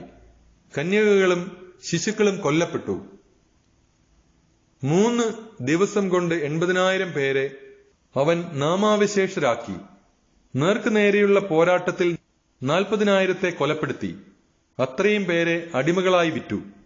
ഇതുകൊണ്ടും തൃപ്തി വരാത്ത അന്തിയോക്കസ് നിയമലംഘകനും രാജ്യദ്രോഹിയുമായ മെനേലാവൂസിന്റെ സഹായത്തോടെ ലോകത്തിലെ ഏറ്റവും പരിശുദ്ധമായ ദേവാലയത്തിൽ പ്രവേശിക്കാൻ ധൈര്യപ്പെട്ടു. അവൻ തന്റെ മലിന കരം കൊണ്ട് വിശുദ്ധ പാത്രങ്ങൾ എടുത്തു. വിശുദ്ധ സ്ഥലത്തിന്റെ മഹിമയും പൂജ്യതയും വർദ്ധിപ്പിക്കാൻ രാജാക്കന്മാർ അർപ്പിച്ചിരുന്ന സ്വാഭിഷ്ട കാഴ്ചകൾ പങ്കില കരങ്ങളാൽ അവൻ തൂത്തുവാരി. നഗരനിവാസികളുടെ പാപം നിമിത്തം കർത്താവ് അല്പനേരത്തേക്ക് കുപിതനായി സ്ഥലത്തെ അവഗണിച്ചതാണെന്ന് അഹങ്കാരത്തള്ളലാൽ അന്തിയോക്കസിന് ഗ്രഹിക്കാനായില്ല. അവർ അനവധി പാപങ്ങളിൽ മുഴുകിയിരുന്നില്ലെങ്കിൽ അന്തിയോക്കസ് വന്നയുടനെ കർത്താവ് അവനെ പ്രഹരിച്ച് അവിവേകത്തിൽ നിന്ന് പിന്തിരിപ്പിക്കുമായിരുന്നു. അങ്ങനെയാണല്ലോ ഭണ്ഡാര പരിശോധനയ്ക്ക് സെല്യൂക്യസ് നിയോഗിച്ച ഹെലിയോദോറസിന് സംഭവിച്ചത്. കർത്താവ് വിശുദ്ധ സ്ഥലത്തിനു വേണ്ടി ജനത്തെ തിരഞ്ഞെടുക്കുകയല്ല, ജനത്തിനു വേണ്ടി സ്ഥലം തിരഞ്ഞെടുക്കുകയാണ് ചെയ്തത്. അതിനാൽ ജനത്തിന്റെ കഷ്ടതകളിലും ഐശ്വര്യത്തിലും ആ സ്ഥലവും പങ്കുചേർന്നു. സർവശക്തൻ ക്രോധത്താൽ പുറന്തള്ളിയതിനെ പരമോന്നതനായ അവിടുന്ന് ജനത്തോട് അനുരഞ്ജനപ്പെട്ടപ്പോൾ അതിന്റെ സർവമഹത്വത്തിലും പുനഃസ്ഥാപിച്ചു. അഹങ്കാരോന്മത്തനായ അന്തിയോക്കസ് കരയിൽ നീന്താനും കടലിൽ ഓടാനും കഴിയുമെന്ന് കരുതി ദേവാലയത്തിൽ നിന്ന് 1800 താലന്ത് കൈക്കലാക്കി. അന്ത്യോക്യയിലേക്ക് തിടുക്കത്തിൽ പോയി. ജനങ്ങളെ പീഡിപ്പിക്കാൻ അവൻ ദേശാധിപതികളെ നിയോഗിച്ചു. ഫ്രീജിയക്കാരനും സ്വഭാവത്തിൽ തന്നേക്കാൾ കിരാതനുമായ ഫിലിപ്പിനെ ജെറുസലേമിലും അന്ത്രാനിക്കൂസിനെ ഗിരിസിമിലും നിയോഗിച്ചു. അവർക്ക് പുറമെ മെനേലാവോസിനെയും നിയമിച്ചു. അവൻ മറ്റാരെയുംകാൾ കൂടുതലായി സഹപൗരന്മാരുടെ മേൽ സ്വേച്ഛാധികാരം പ്രയോഗിച്ചു. യഹൂദ പൗരന്മാരുടെ നേരെയുള്ള ദുഷ്ടത നിമിത്തം അന്തിയോക്കസ് പ്രായപൂർത്തിയായ പുരുഷന്മാരെ കൊല്ലാനും സ്ത്രീകളെയും ബാലകരെയും അടിമകളായി വിൽക്കാനും ആജ്ഞാപിച്ച് മിസിയരുടെ നായകനായ അപ്പോളോണിയൂസിനെ 20,000 സൈനികരുമായി അയച്ചു. ഇവൻ ജെറുസലേമിലെത്തി വിശുദ്ധ സാബത്ത് ദിവസം വരെ സഖ്യം നടിച്ച് കാത്തിരുന്നു. അന്ന് യഹൂദർ ജോലിയിൽ നിന്ന് വിരമിച്ചിരിക്കുന്നത് കണ്ട് അവൻ സൈനികരോട് ആയുധധാരികളായി അണിനിരന്ന് നീങ്ങാൻ ആജ്ഞാപിച്ചു. അവരെ കാണാൻ പുറത്തിറങ്ങിയവരെ വാളിന് ഇരയാക്കിയതിനു ശേഷം സായുധ ഭടന്മാരോടുകൂടെ അവൻ നഗരത്തിലേക്ക് തള്ളിക്കയറി വളരെ പേരെ വധിച്ചു. എന്നാൽ യൂദാസ് മക്കബയൂസ് 9 സുഹൃത്തുക്കളുമായി കാട്ടിൽ അഭയം തേടി. മലിനരാകാതിരിക്കാൻ വേണ്ടി കാട്ടുസസ്യങ്ങൾ ഭക്ഷിച്ച് അവർ വന്യമൃഗങ്ങളെപ്പോലെ മലകളിൽ ജീവിച്ചു. മക്കബയരുടെ 2-ാം പുസ്തകം 6-ാം അധ്യായം. മതപീഡനം. ഏറെക്കാലം കഴിയുന്നതിനു മുൻപ് തങ്ങളുടെ പിതാക്കന്മാരുടെ ആചാരങ്ങളിലും ദൈവത്തിന്റെ നിയമങ്ങളിലും നിന്ന് പിന്തിരിയാൻ യഹൂദരെ നിർബന്ധിക്കാൻ രാജാവ് പ്രതിനിധി സഭാംഗമായ ഒരു ആദൻസുകാരനെ അയച്ചു. ജെറുസലേം ദേവാലയത്തെ അശുദ്ധമാക്കി അതിനെ ഒളിമ്പസിലെ സേവൂസിന്റെ ക്ഷേത്രമെന്നും ഗിരിസിം ദേവാലയത്തെ തദ്ദേശീയരെ അനുകരിച്ച് വിദേശികളുടെ സംരക്ഷകനായ സേവൂസിന്റെ ക്ഷേത്രമെന്നും വിളിക്കാൻ നിർബന്ധിക്കണമെന്നും രാജാവ് അവനോട് നിർദ്ദേശിച്ചു. തിന്മയുടെ കടന്നാക്രമണം കഠിനവും അത്യന്തം ക്രൂരവുമായിരുന്നു. കാരണം വിജാതിയർ പരിശുദ്ധ സ്ഥലങ്ങളിൽ വെച്ച് വേശ്യകളുമായി ഉല്ലസിക്കുകയും മറ്റു സ്ത്രീകളുമായി സംഗമത്തിലേർപ്പെടുകയും ചെയ്തു. അങ്ങനെ അവർ ദേവാലയത്തെ മ്ലേച്ഛത കൊണ്ട് നിറച്ചു.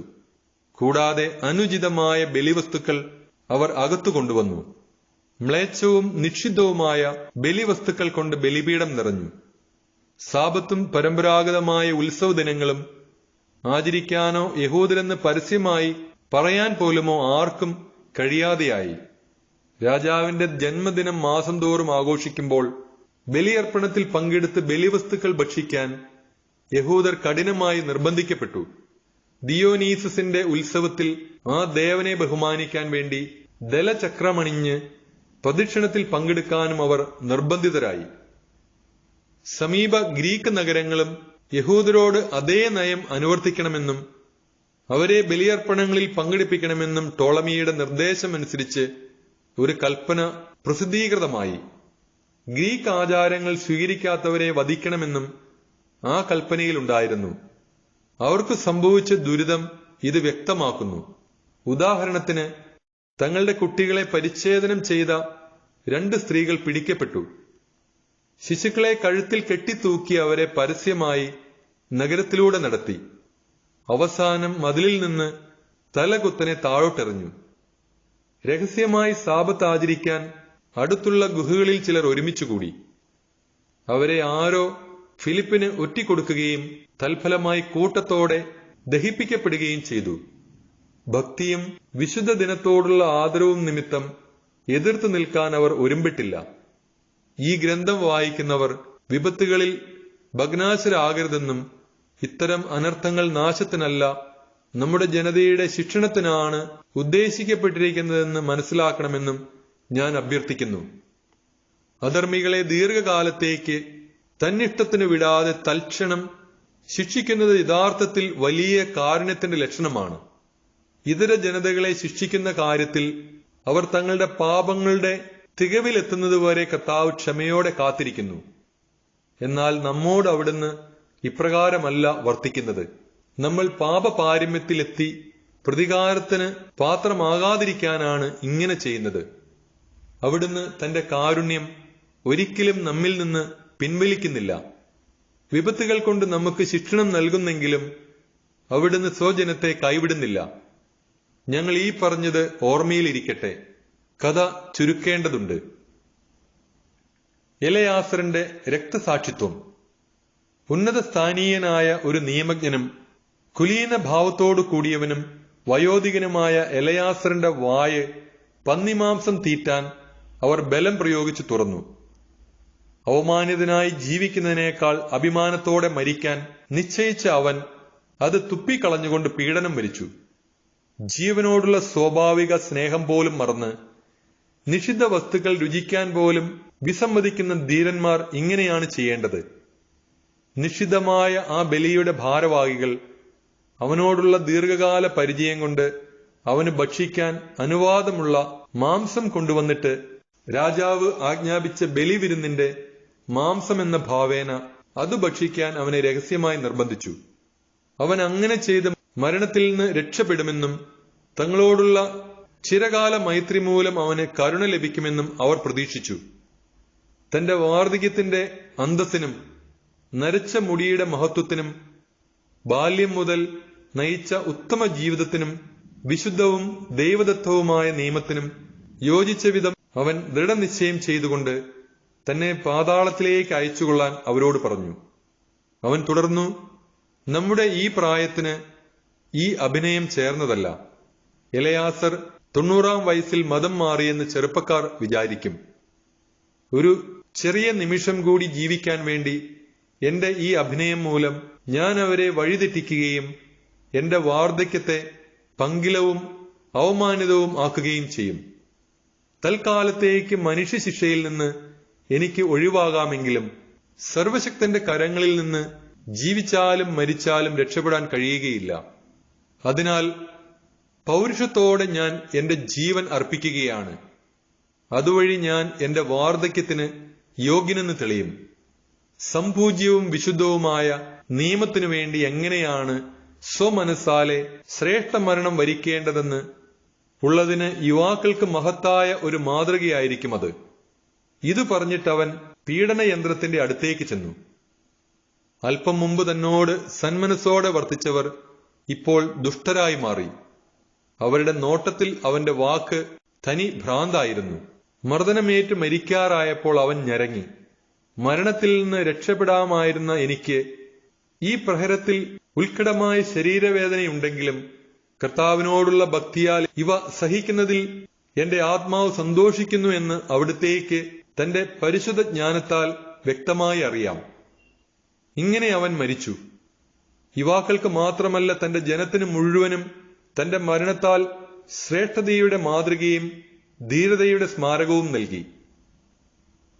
മക്കബയരുടെ 2-ാം പുസ്തകം 7-ാം അധ്യായം. അമ്മയും 7 മക്കളും.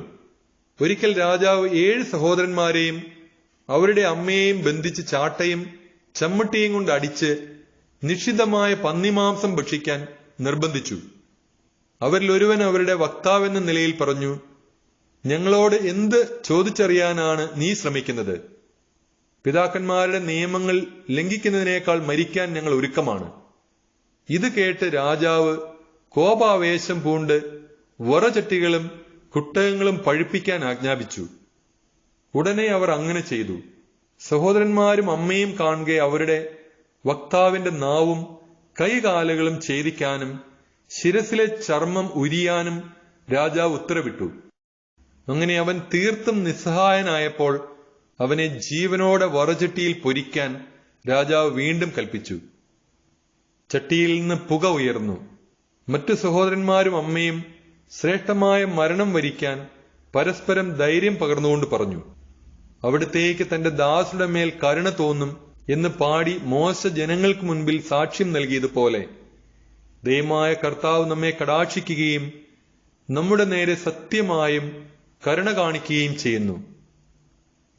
മൂത്ത സഹോദരൻ ഈ വിധം മരിച്ചു കഴിഞ്ഞപ്പോൾ രണ്ടാമനെ അവർ തങ്ങളുടെ ക്രൂര വിനോദത്തിന് മുൻപോട്ട് കൊണ്ടുവന്നു.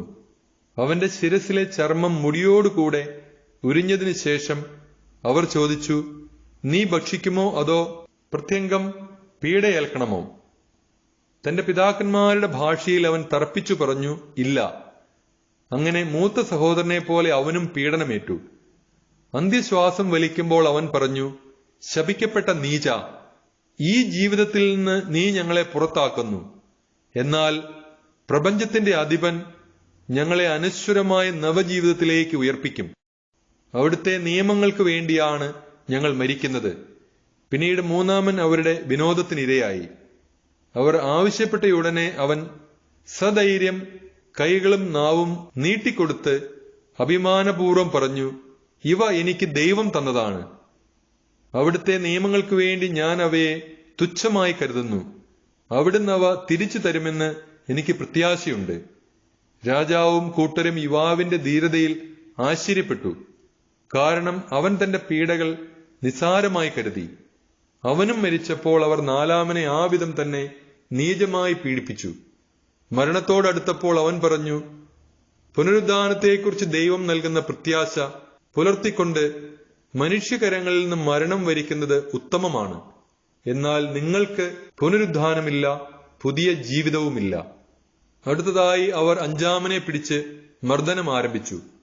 അവൻ രാജാവിനെ നോക്കി പറഞ്ഞു, മർത്യനെങ്കിലും മറ്റുള്ളവരുടെ മേലുള്ള അധികാരം നിമിത്തം നിനക്ക് തോന്നുന്നത് നീ ചെയ്യുന്നു. എന്നാൽ ദൈവം ഞങ്ങളുടെ ജനത്തെ പരിത്യജിച്ചെന്ന് വിചാരിക്കരുത്. അവിടുത്തെ മഹാശക്തി നിന്നെയും സന്തതികളെയും പീഡിപ്പിക്കുന്നത് താമസിയാതെ നീ കാണും. പിന്നീട് അവർ ആറാമനെ കൊണ്ടുവന്നു. അവൻ മരിക്കാറായപ്പോൾ പറഞ്ഞു, വ്യർത്ഥമായി അഹങ്കരിക്കേണ്ട. ഞങ്ങളുടെ ദൈവത്തിനെതിരെ ഞങ്ങൾ ചെയ്ത പാപത്തിന്റെ ഫലമാണ് ഞങ്ങൾ ഏൽക്കുന്ന ഈ പീഡനം. അതുകൊണ്ടാണ് ഈ ഭീകരതകൾ സംഭവിച്ചത്. ദൈവത്തെ എതിർക്കാൻ തുനിഞ്ഞ നീ ശിക്ഷയേൽക്കാതെ പോകുമെന്ന് കരുതേണ്ട. ആ മാതാവാകട്ടെ സവിശേഷമായ പ്രശംസയും സംപൂജ്യമായ സ്മരണയും അർഹിക്കുന്നു.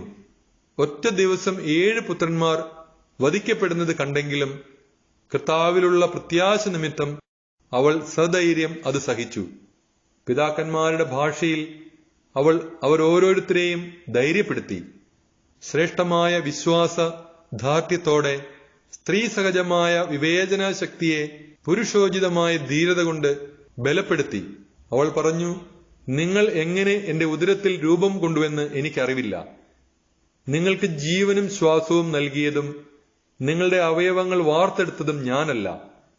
മനുഷ്യനെ ഉരുവാക്കുകയും എല്ലാറ്റിന്റെയും ആരംഭം ഒരുക്കുകയും ചെയ്ത ലോകസൃഷ്ടാവ് തന്റെ നിയമത്തെ പ്രതി നിങ്ങൾ നിങ്ങളെ തന്നെ വിസ്മരിക്കുന്നതിനാൽ കരുണാപൂർവം നിങ്ങൾക്ക് ജീവനും ശ്വാസവും വീണ്ടും നൽകും. അവൾ തന്നെ അവഹേളിക്കുകയാണെന്ന് അവളുടെ സ്വരം കൊണ്ട് അന്ത്യോക്കസിന് തോന്നി. ഏറ്റവും ഇളയ സഹോദരൻ ഇനിയും ബാക്കിയുണ്ടായിരുന്നു. അവനോട് ആവശ്യപ്പെടുക മാത്രമല്ല, പിതാക്കന്മാരുടെ മാർഗത്തിൽ നിന്ന് വ്യതിചലിക്കുകയാണെങ്കിൽ അവന് ധനവും അസൂയാർഹമായ സ്ഥാനവും നൽകാമെന്നും തന്റെ സ്നേഹിതനായി സ്വീകരിച്ച് ഭരണകാര്യങ്ങളിൽ അധികാരമേൽപ്പിക്കാമെന്നും അന്ത്യോക്കസ് അവന് ശപഥപൂർവം വാക്കുകൊടുക്കുകയും ചെയ്തു. ആ യുവാവ് സമ്മതിച്ചില്ല. അവന്റെ അമ്മയെ അടുക്കൽ വിളിച്ചു. തന്നെ രക്ഷിക്കാൻ കുമാരനെ ഉപദേശിക്കണമെന്ന് രാജാവ് നിർബന്ധിച്ചു. നിർബന്ധം കൂടിയപ്പോൾ അവൾ പുത്രനെ പ്രേരിപ്പിക്കാമെന്നേറ്റു. പുത്രന്റെ മേൽ ചാഞ്ഞ് അവൾ ക്രൂരനായ ആ സ്വേച്ഛാധിപതിയെ നിന്ദിച്ചുകൊണ്ട് മാതൃഭാഷയിൽ പറഞ്ഞു, മകനെ, എന്നോട് ദയ കാണിക്കുക. 9 മാസം ഞാൻ നിന്നെ ഗർഭത്തിൽ വഹിച്ചു. 3 കൊല്ലം മുലയൂട്ടി. നിന്നെ ഇന്നുവരെ പോറ്റി വളർത്തി. മകനെ, ഞാൻ യാചിക്കുന്നു. ആകാശത്തെയും ഭൂമിയെയും നോക്കുക. അവയിലുള്ള ഓരോന്നും കാണുക. ഉണ്ടായിരുന്നവയിൽ നിന്നല്ല ദൈവം അവയെ സൃഷ്ടിച്ചതെന്ന് മനസ്സിലാക്കുക. മനുഷ്യരും അതുപോലെയാണ് സൃഷ്ടിക്കപ്പെട്ടത്. ഈ കശാപ്പുകാരനെ ഭയപ്പെടേണ്ട. സഹോദരന്മാർക്ക് യോജിച്ചവനാണ് നീ എന്ന് തെളിയിക്കുക. മരണം വരിക്കുക. ദൈവകൃപയാൽ നിന്റെ സഹോദരന്മാരോടൊത്ത് എനിക്ക് നിന്നെ വീണ്ടും ലഭിക്കാനിടയാവട്ടെ. അവൾ സംസാരിച്ചു തീർന്നയുടനെ യുവാവ് ചോദിച്ചു, നിങ്ങൾ എന്തിനാണ് വൈകുന്നത്? രാജകൽപ്പന ഞാൻ അനുസരിക്കുകയില്ല. മോശ വഴി ഞങ്ങളുടെ പിതാക്കന്മാർക്ക് ലഭിച്ച നിയമം ഞാൻ അനുസരിക്കുന്നു. ഹെബ്രായ ജനത്തിനെതിരെ സകല ദുഷ്ടതകളും പ്രവർത്തിക്കുന്ന നീ ദൈവകരങ്ങളിൽ നിന്ന് രക്ഷപ്പെടുകയില്ല. ഞങ്ങൾ പീഡനമേൽക്കുന്നത് ഞങ്ങളുടെ പാപത്തിന്റെ ഫലമായിട്ടാണ്. ജീവിക്കുന്നവനായ കർത്താവ് ഞങ്ങളെ ശാസിച്ച് നേർവഴിക്ക് തിരിക്കാൻ അല്പനേരത്തേക്ക് ഞങ്ങളോട് കോപിക്കുന്നെങ്കിലും അവിടുന്ന് തന്റെ ദാസരോട് വീണ്ടും രഞ്ജിപ്പിലാകും. പാപിയായ നീച, അങ്ങേയറ്റം നികൃഷ്ടനായ മനുഷ്യ, ദൈവമക്കളുടെ നേരെ കരമുയർത്തുന്ന നീ വ്യാജ പ്രതീക്ഷകൾ പുലർത്തി വ്യർത്ഥമായി ഞെളിയേണ്ട. സർവശക്തനും സർവദർശിയുമായ ദൈവത്തിന്റെ ശിക്ഷാവിധിയിൽ നിന്ന് നീ ഇനിയും രക്ഷപ്പെട്ടിട്ടില്ല. എന്നാൽ ദൈവത്തിന്റെ ഉടമ്പടി അനുസരിച്ച് ഞങ്ങളുടെ സഹോദരന്മാർ ഹ്രസ്വകാല പീഡനങ്ങൾക്ക് ശേഷം അനുസ്യൂതം പ്രവഹിക്കുന്ന ജീവൻ പാനം ചെയ്തിരിക്കുന്നു. നിനക്ക് ദൈവത്തിന്റെ ന്യായവിധിയിൽ നിന്റെ ഗർവിനനുസരിച്ച് ശിക്ഷ ലഭിക്കും. ഞങ്ങളുടെ ജനത്തോട് കരുണ കാണിക്കണമെന്നും ദുരിതങ്ങളും മഹാമാരികളും വഴി വേഗം നിങ്ങളെക്കൊണ്ട് അവിടുന്ന് മാത്രമാണ് ദൈവമെന്ന് ഏറ്റുപറയിക്കണമെന്നും ഞങ്ങളുടെ ജനത്തിന്റെ മേൽ നീതിയായി തന്നെ നിബന്ധിച്ചിരിക്കുന്ന ദൈവകോപം ഞാനും എന്റെ സഹോദരന്മാരും വഴി അവസാനിപ്പിക്കാനിടയാകണമെന്നും ദൈവത്തോട് യാചിച്ചുകൊണ്ട് എന്റെ സഹോദരന്മാരെ പോലെ ഞാനും ശരീരവും ജീവനും പിതാക്കന്മാരുടെ നിയമങ്ങൾക്ക് വേണ്ടി അർപ്പിക്കുന്നു. അവന്റെ നിന്ദയാൽ കോപാവേശം പൂണ്ട രാജാവ് മറ്റുള്ളവരോട് എന്നതിനേക്കാൾ ക്രൂരമായി അവനോട് വർത്തിച്ചു. അവൻ തന്റെ പ്രത്യാശ മുഴുവൻ കർത്താവിൽ അർപ്പിച്ചുകൊണ്ട് മാലിന്യമേൽക്കാതെ മരിച്ചു. പുത്രന്മാർക്ക് ശേഷം അവസാനം മാതാവും മരിച്ചു. ബലിവസ്തുക്കളുടെ ഭോജനത്തെയും ക്രൂര പീഡനങ്ങളെയും സംബന്ധിച്ച് ഇത്രയും മതി. മക്കബായരുടെ 2-ാം പുസ്തകം 8-ാം അധ്യായം. മക്കബായ വിപ്ലവം. മക്കബയൂസ് എന്നുകൂടി വിളിക്കപ്പെടുന്ന യൂദാസ് തന്റെ സ്നേഹിതന്മാരുടെ കൂടെ ആരും അറിയാതെ ഗ്രാമങ്ങളിൽ പ്രവേശിച്ച് ചാർച്ചക്കാരെയും യഹൂദ വിശ്വാസത്തിൽ തുടർന്നു പോന്നവരെയും വിളിച്ചുകൂട്ടി 6000-ഓളം പേരുടെ ഒരു സൈന്യമുണ്ടാക്കി. എല്ലാവരാലും പീഡിപ്പിക്കപ്പെടുന്ന ജനത്തെ കടാക്ഷിക്കണമെന്നും അധർമ്മികൾ അശുദ്ധമാക്കിയ ദേവാലയത്തിന്റെ മേൽ കരുണ കാണിക്കണമെന്നും അവർ കർത്താവിനോട് പ്രാർത്ഥിച്ചു. നശിച്ച് നിലംപതിക്കാറായിരിക്കുന്ന നഗരത്തോട് ദയ തോന്നണമെന്നും കർത്താവിങ്കിലേക്ക് ഉയരുന്ന രക്തത്തിന്റെ നിലവിളി ശ്രവിക്കണമെന്നും നിഷ്കളങ്കരായ പൈതങ്ങളുടെ ക്രൂരവധവും അവിടുത്തെ നാമത്തിനെതിരായ ദൂഷണവും അനുസ്മരിക്കണമെന്നും തിന്മയോടുള്ള അവിടുത്തെ വിദ്വേഷം തെളിയിക്കണമെന്നും അവർ തുടർന്ന് പ്രാർത്ഥിച്ചു. മക്കബയൂസ് സൈന്യം ശേഖരിച്ചതോടെ വിജാതിയർക്ക് അജേയനായി കഴിഞ്ഞു. കാരണം കർത്താവിന്റെ കോപം കരുണയായി മാറിയിരുന്നു. മുന്നറിയിപ്പ് കൂടാതെ അവൻ പട്ടണങ്ങളിലും ഗ്രാമങ്ങളിലും കടന്നു ചെന്ന് അവ അഗ്നിക്കിരയാക്കി.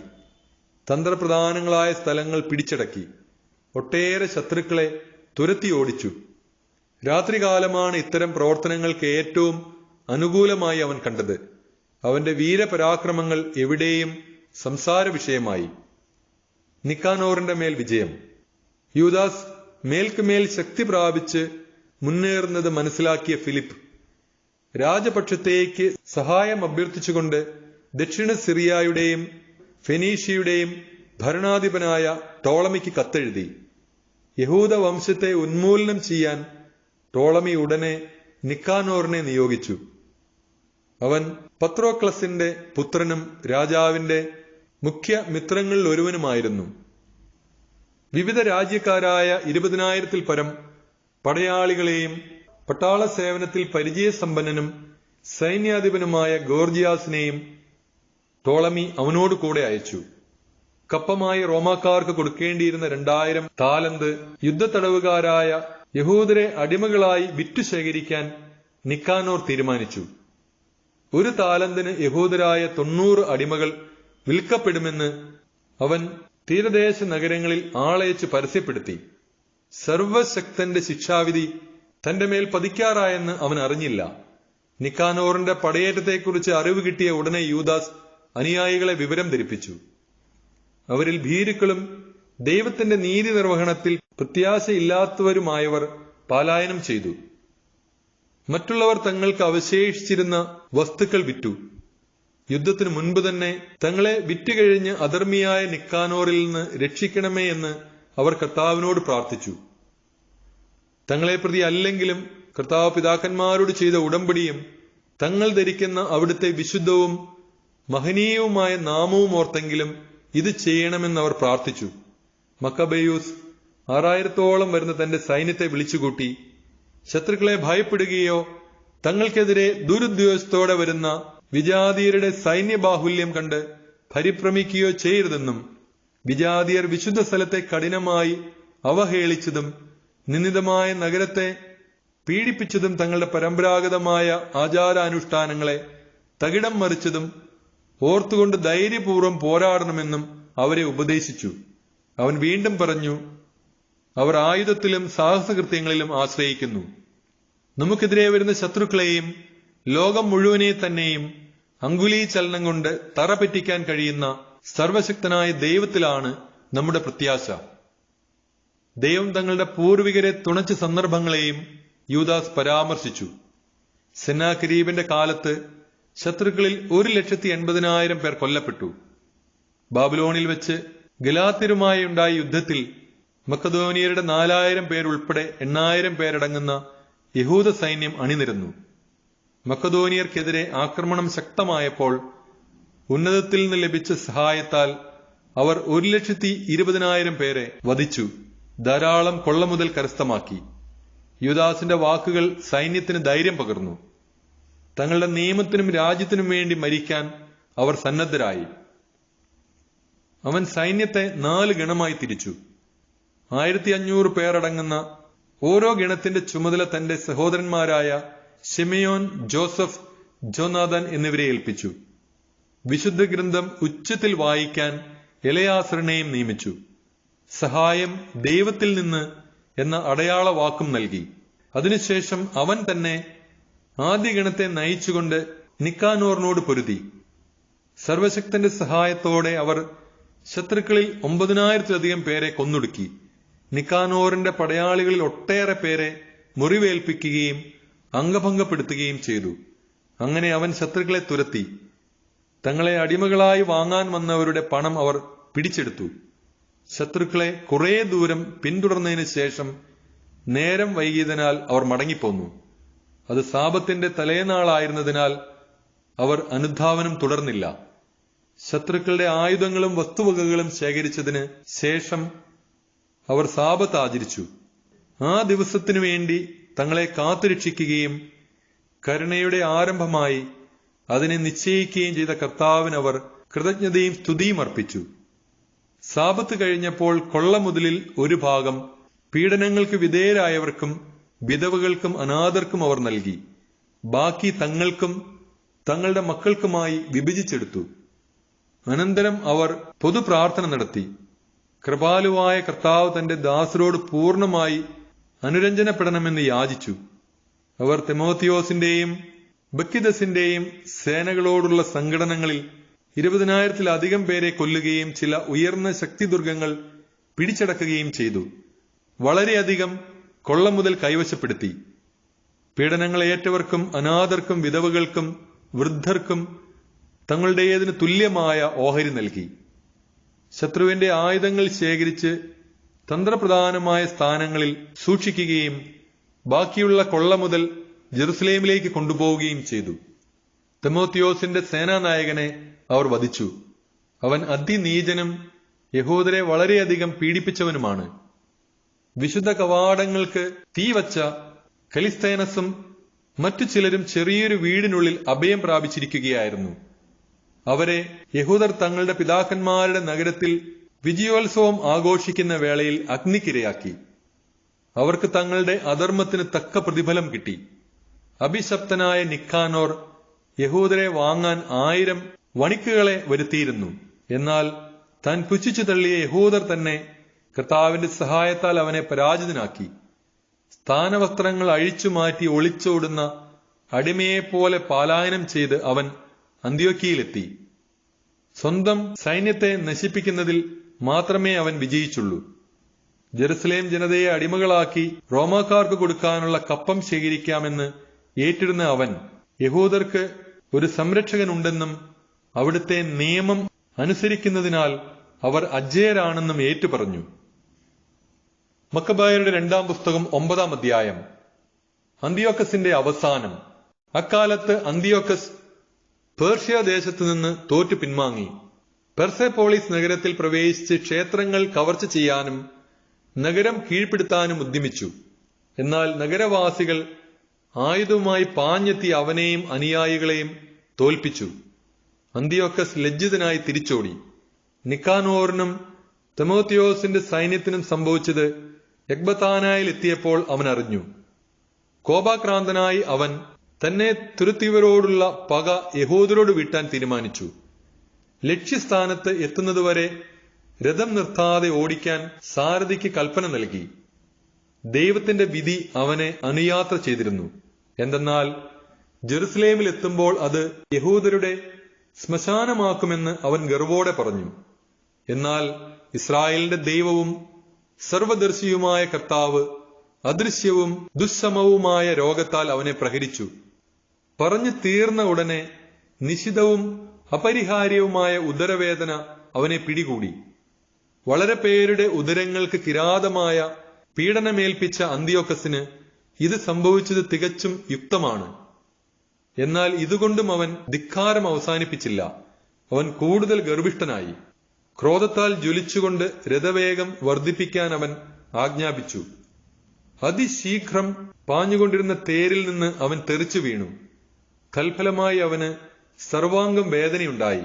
അതിമാത്രമായ അഹങ്കാരത്താൽ തിരമാലകളെ ചൊൽപ്പിടിക്ക് നിർത്താമെന്നും ഉന്നത ശൈലങ്ങളെ ത്രാസിൽ തൂക്കാമെന്നും വ്യാമോഹിച്ച അവൻ നിലം പതിച്ച് മഞ്ചലിൽ വഹിക്കപ്പെട്ടു. ദൈവത്തിന്റെ ശക്തി എല്ലാവർക്കും ദൃശ്യമായി. ആ അധർമ്മിയുടെ ദേഹമാസകലം പുഴുക്കൽ നിറഞ്ഞു. കഠിനവേദന കൊണ്ട് പുളയുന്ന അവന്റെ മാംസം അവൻ ജീവിച്ചിരിക്കെ തന്നെ അഴുകിത്തുടങ്ങി. ദുർഗന്ധത്താൽ അറപ്പോടെ സൈന്യം അവനിൽ നകന്നു. നക്ഷത്രങ്ങളെ എത്തിപ്പിടിക്കാൻ കഴിയുമെന്ന് വിചാരിച്ച അവനെ ദുസ്സഹമായ ദുർഗന്ധം നിമിത്തം ആർക്കും വഹിക്കാൻ കഴിഞ്ഞില്ല. അന്തിയോക്കസിന്റെ മനസ്സിടിഞ്ഞു. ദൈവത്തിന്റെ ശിക്ഷയേറ്റ് സദാ വേദന അനുഭവിച്ചപ്പോൾ അവൻ ഗർവം വെടിഞ്ഞ് വിവേകം വീണ്ടെടുക്കാൻ തുടങ്ങി.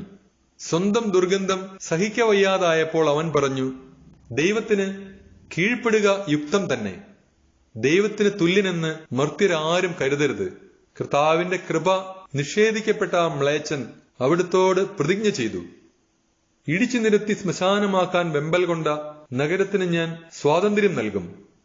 സംസ്കരിക്കപ്പെടാൻ അയോഗ്യരെന്ന് വിധിച്ച് സന്താനങ്ങളോടുകൂടെ പക്ഷിമൃഗാദികൾക്ക് ഇരയാക്കാൻ നിശ്ചയിച്ചിരുന്ന യഹൂദരെ ആദൻസ് പൗരന്മാർക്ക് തുല്യരാക്കും. കൊള്ള ചെയ്യപ്പെട്ട ദേവാലയം അതിമനോഹരമായ കാണിക്കകളാൽ അലങ്കരിക്കും. വിശുദ്ധ പാത്രങ്ങൾ അനേകം മടങ്ങായി തിരിച്ചേൽപ്പിക്കും. ബലിയർപ്പണത്തിനുള്ള ചെലവുകൾ സ്വന്തം വരുമാനത്തിൽ നിന്ന് വഹിക്കും. ഇതിനു പുറമെ ഞാൻ തന്നെ യഹൂദമതം സ്വീകരിച്ച് മനുഷ്യവാസമുള്ളിടത്തെല്ലാം പോയി ദൈവത്തിന്റെ ശക്തി വിളംബരം ചെയ്യും. എന്നാൽ ദൈവം തന്റെ മേൽ ന്യായവിധി നടത്തുന്നതിനാൽ പീഡകൾക്ക് ഒരു ശമനവും ഉണ്ടാകുന്നില്ലെന്ന് കണ്ട് അന്തിയോക്കസ് പ്രത്യാശ വെടിഞ്ഞ് യാചനാരൂപത്തിൽ യഹൂദർക്ക് ഇങ്ങനെ എഴുതി: ഉത്തമന്മാരായ യഹൂദ പൗരന്മാർക്ക് അവരുടെ രാജാവും സൈന്യാധിപനുമായ അന്തിയോക്കസ് ആരോഗ്യവും ഐശ്വര്യവും ഹൃദയപൂർവ്വം ആശംസിക്കുന്നു. നിങ്ങളും സന്താനങ്ങളും സുഖമായിരിക്കുകയും നിങ്ങളുടെ അഭീഷ്ടമനുസരിച്ച് കാര്യങ്ങൾ നടക്കുകയും ചെയ്യുന്നെങ്കിൽ ഞാൻ സന്തുഷ്ടനാണ്. ദൈവത്തിലാണ് എന്റെ പ്രത്യാശ. നിങ്ങളുടെ മതിപ്പും സന്മനസ്സും ഞാൻ സ്നേഹപൂർവ്വം സ്മരിക്കുന്നു. പേർഷ്യയിൽ നിന്നുള്ള മടക്കയാത്രയിൽ ദുസ്സഹമായൊരു രോഗം എന്നെ ബാധിച്ചതിനാൽ പൊതു സുരക്ഷിതത്വത്തെപ്പറ്റി ചിന്തിക്കേണ്ടത് ആവശ്യകമായി വന്നിരിക്കുന്നു. എന്റെ ഈ അവസ്ഥയിൽ ഞാൻ ഭഗ്നാശനല്ല. ഈ രോഗത്തിൽ നിന്ന് സുഖം പ്രാപിക്കുമെന്ന് നല്ല പ്രത്യാശയുണ്ട്. ഉത്തരപ്രവിശ്യകളിൽ പടനീക്കങ്ങൾ നടത്തുമ്പോൾ എന്റെ പിതാവ് തനിക്കൊരു പിൻഗാമിയെ നിയോഗിച്ചിരുന്നത് ഞാൻ സ്മരിക്കുന്നു. അപ്രതീക്ഷിതമായ എന്തെങ്കിലും സംഭവിക്കുകയോ അശുഭമായ വാർത്ത പരക്കുകയോ ചെയ്താൽ ആരെയാണ് ഭരണം ഏൽപ്പിച്ചിരിക്കുന്നതെന്ന് അറിയാവുന്നതുകൊണ്ട് രാജ്യത്തെ ജനങ്ങൾ അസ്വസ്ഥരാകാതിരിക്കുന്നതിന് വേണ്ടിയായിരുന്നു ഇത്. തന്നെയുമല്ല, അതിർത്തി പ്രദേശങ്ങളിലെയും അയൽ രാജ്യങ്ങളിലെയും രാജാക്കന്മാർ അവസരം പാർത്തിരിക്കുകയാണെന്നും എന്താണ് സംഭവിക്കുന്നതെന്ന് നോക്കിയിരിക്കുകയാണെന്നും എനിക്കറിയാം. അതിനാൽ ഞാൻ എന്റെ പുത്രൻ അന്തിയോക്കസിനെ രാജാവായി നിയമിച്ചിരിക്കുന്നു. ഉത്തരദേശങ്ങളിലേക്ക് ഞാൻ തിടുക്കത്തിൽ പോയ മിക്ക അവസരങ്ങളിലും നിങ്ങളിൽ പലരെയും അവന്റെ ചുമതല ഏൽപ്പിച്ചിട്ടുണ്ടല്ലോ. ഈ കത്തിലെ വിവരങ്ങൾ അവനെയും എഴുതി അറിയിച്ചിരിക്കുന്നു. നിങ്ങൾക്ക് ലഭിച്ച പൊതുവും വ്യക്തിപരവുമായ സേവനങ്ങൾ അനുസ്മരിക്കണമെന്നും എന്നോടും എന്റെ പുത്രനോടും നിങ്ങൾ ഇപ്പോൾ കാണിക്കുന്ന സൗമനസ്യം തുടർന്നും കാണിക്കണമെന്നും ഞാൻ അഭ്യർത്ഥിക്കുകയും യാചിക്കുകയും ചെയ്യുന്നു. അവൻ എന്റെ നയം തുടരുമെന്നും നിങ്ങളോട് സൗമ്യതയും ദയയും കാണിക്കുമെന്നും എനിക്കുറപ്പുണ്ട്. ഘാതകനും ദൈവദൂഷകനുമായ ആ മനുഷ്യൻ താൻ മറ്റുള്ളവരിൽ ഏൽപ്പിച്ചതിന് തുല്യമായ കഠിനവേദന അനുഭവിക്കുകയും അതിദയനീയമായി അന്യനാട്ടിൽ മലമ്പ്രദേശത്ത് വെച്ച് ജീവൻ വെടിയുകയും ചെയ്തു. രാജസേവകരിൽ ഒരുവനായ ഫിലിപ്പ് അവന്റെ ജഡം വീട്ടിലെത്തിച്ചു. അനന്തരം അന്തിയോക്കസിന്റെ പുത്രനെ ഭയന്ന അവൻ ഈജിപ്തിൽ ടോളമി ഫിലോമെത്തോറിന്റെ അടുക്കൽ അഭയം പ്രാപിച്ചു. മക്കബായരുടെ 2-ാം പുസ്തകം 10-ാം അധ്യായം. ദേവാലയ ശുദ്ധീകരണം. കർത്താവിനാൽ നയിക്കപ്പെട്ട് മക്കബയോസും അനുയായികളും നഗരവും ദേവാലയവും വീണ്ടെടുത്തു. വിദേശീയർ പൊതുസ്ഥലത്ത് സ്ഥാപിച്ചിരുന്ന ബലിപീഠങ്ങളും കാവുകളും നശിപ്പിച്ചു. ദേവാലയം ശുദ്ധീകരിച്ചതിന് ശേഷം അവർ ബലിയർപ്പണത്തിന് മറ്റൊരു പീഠം നിർമ്മിച്ചു. കല്ലുകൾ ഉരച്ച് തീ കത്തിച്ച് ബലിയർപ്പിക്കുകയും കുന്തുരുക്കം പുകയ്ക്കുകയും വിളക്ക് കൊളുത്തുകയും ചെയ്ത് തിരുസാന്നിധ്യ അപ്പം പ്രതിഷ്ഠിച്ചു. 2 വർഷം കഴിഞ്ഞിരുന്നു അവിടെ ബലിയർപ്പിച്ചിട്ട്. അവർ സാഷ്ടാംഗം വീണ് ഇത്തരം ദുരിതങ്ങൾ മേലിൽ തങ്ങൾക്ക് വരുത്തരുതേ എന്നും എപ്പോഴെങ്കിലും പാപം ചെയ്താൽ ക്ഷമാപൂർവം ശിക്ഷണം നൽകി രക്ഷിക്കണമേ എന്നും തങ്ങളെ ദൈവദൂഷകരും കിരാതരുമായ ജനതകൾക്ക് ഏൽപ്പിച്ചു കൊടുക്കരുതേ എന്നും കർത്താവിനോട് പ്രാർത്ഥിച്ചു. വിദേശീയർ ദേവാലയം അശുദ്ധമാക്കിയ അതേ ദിവസം, അതായത് കിസ്ലേവ് മാസം 25-ാം ദിവസം ദേവാലയ ശുദ്ധീകരണം നടന്നു. അവർ അത് കൂടാര തിരുനാളിന്റെ മാതൃകയിൽ ആനന്ദത്തോടും ആർഭാടത്തോടും കൂടെ 8 ദിവസം ആചരിച്ചു. കൂടാര തിരുനാളുകളിൽ ചെയ്തിരുന്നതുപോലെ തങ്ങൾ മലകളിലും ഗുഹകളിലും വന്യമൃഗങ്ങളെപ്പോലെ അലഞ്ഞു തിരിഞ്ഞത് അധികനാൾ മുൻപല്ലെന്ന് അവർ അനുസ്മരിച്ചു. തരുരോഹിണി ചക്രങ്ങളാൽ അലങ്കൃതമായ ദണ്ഡുകളും മനോഹരമായ മരച്ചില്ലകളും ഈന്തപ്പനക്കൈകളും വഹിച്ചുകൊണ്ട് അവർ വിശുദ്ധ മന്ദിരത്തിന്റെ ശുദ്ധീകരണം വിജയിപ്പിച്ച കർത്താവിന് കൃതജ്ഞതാസ്തോത്രങ്ങൾ അർപ്പിച്ചു. പിന്നീട് ആണ്ടുതോറും യഹൂദജനം മുഴുവൻ ആ ദിനങ്ങൾ ആചരിക്കണമെന്ന് അവർ ജനഹിതമനുസരിച്ച് പൊതു നിയമം ഉണ്ടാക്കി. എപ്പിഫാനസ് എന്നറിയപ്പെടുന്ന അന്തിയോക്കസിന്റെ കഥ ഇങ്ങനെ അവസാനിച്ചു. അന്തിയോക്കസ് യുപ്പാത്തോർ. അധർമ്മിയായ ആ മനുഷ്യന്റെ പുത്രനായ അന്തിയോക്കസ് യുപ്പാത്തോറിന്റെ ഭരണകാലത്ത് സംഭവിച്ച കാര്യങ്ങളും യുദ്ധക്കെടുതികളിൽ മുഖ്യമായവയുടെ സംക്ഷിപ്തവുമായ വിവരണമാണ് ഞങ്ങൾ ഇനി പറയുന്നത്. ഇവൻ രാജാവായ ഉടനെ ലിസിയാസ് എന്നൊരുവനെ ദക്ഷിണ സിറിയയുടെയും ഫെനീഷ്യയുടെയും അധീപനായി നിയമിച്ചു. മക്രാൻ എന്ന് വിളിക്കപ്പെടുന്ന ടോളമി യഹൂദർക്ക് അനുഭവിക്കേണ്ടി വന്ന യാതനകൾ ഓർത്ത് അവരോട് നീതി പ്രവർത്തിക്കുന്നതിൽ മുൻപനായി അവരുമായി സമാധാനപരമായ ബന്ധങ്ങൾ സ്ഥാപിക്കാൻ ഉദ്യമിച്ചു. തൽഫലമായി രാജമിത്രങ്ങൾ അവനെ യുപ്പാത്തോറിന്റെ മുൻപിൽ കുറ്റപ്പെടുത്തി. ഫിലോമേത്തോർ ഏൽപ്പിച്ചിരുന്ന സൈപ്രസ് വിട്ട് അന്തിയോക്കസ് എപ്പിഫാനസിന്റെ പക്ഷം ചേർന്നതുകൊണ്ട് തന്നെ എല്ലാവരും രാജ്യദ്രോഹി എന്ന് വിളിക്കുന്നത് അവൻ കേട്ടു. തന്റെ സ്ഥാനത്തിന് ചേർന്ന ആദരം ആർജിക്കാൻ കഴിയാതെ വന്നതുകൊണ്ട് അവൻ വിഷം കഴിച്ച് ജീവിതം അവസാനിപ്പിച്ചു. ഗോർജിയാസ് അവിടുത്തെ ഭരണാധിപനായപ്പോൾ ഒരു കൂലിപ്പട്ടാളത്തെ ശേഖരിച്ച് യഹൂദരോട് യുദ്ധം നടത്തിക്കൊണ്ടിരുന്നു. പ്രധാനമായ കോട്ടകൾ കൈയടക്കിയ ഇതുമേയരും യഹൂദരെ അലട്ടി. അവർ ജെറുസലേമിൽ നിന്ന് ബഹിഷ്കൃതരാകുന്നവരെ സ്വാഗതം ചെയ്യുകയും യുദ്ധം തുടരാൻ ശ്രമിക്കുകയും ചെയ്തു. മക്കബെയൂസും അനുചരന്മാരും പരസ്യ പ്രാർത്ഥന നടത്തി തങ്ങളോടൊപ്പം യുദ്ധം ചെയ്യണമെന്ന് ദൈവത്തോട് യാചിച്ചുകൊണ്ട് ഇതുമേയരുടെ കോട്ടകളിലേക്ക് പാഞ്ഞു ചെന്നു. ശക്തിയോടെ ആക്രമിച്ച ആ സ്ഥലങ്ങൾ കൈവശപ്പെടുത്തുകയും കോട്ടകളിൽ നിന്ന് പോരാടിയവരെ തുരത്തുകയും നേരിട്ടെതിർത്തവരെ വധിക്കുകയും ചെയ്തു. 20,000-ൽ കുറയാത്ത പടയാളികൾ കൊല്ലപ്പെട്ടു. ഉപരോധം ചെറുക്കാൻ സജ്ജമാക്കിയിരുന്ന 2 ബലിഷ്ഠ ഗോപുരങ്ങളിലായി 9,000-ൽ പരം ആളുകൾ അഭയം പ്രാപിച്ചു.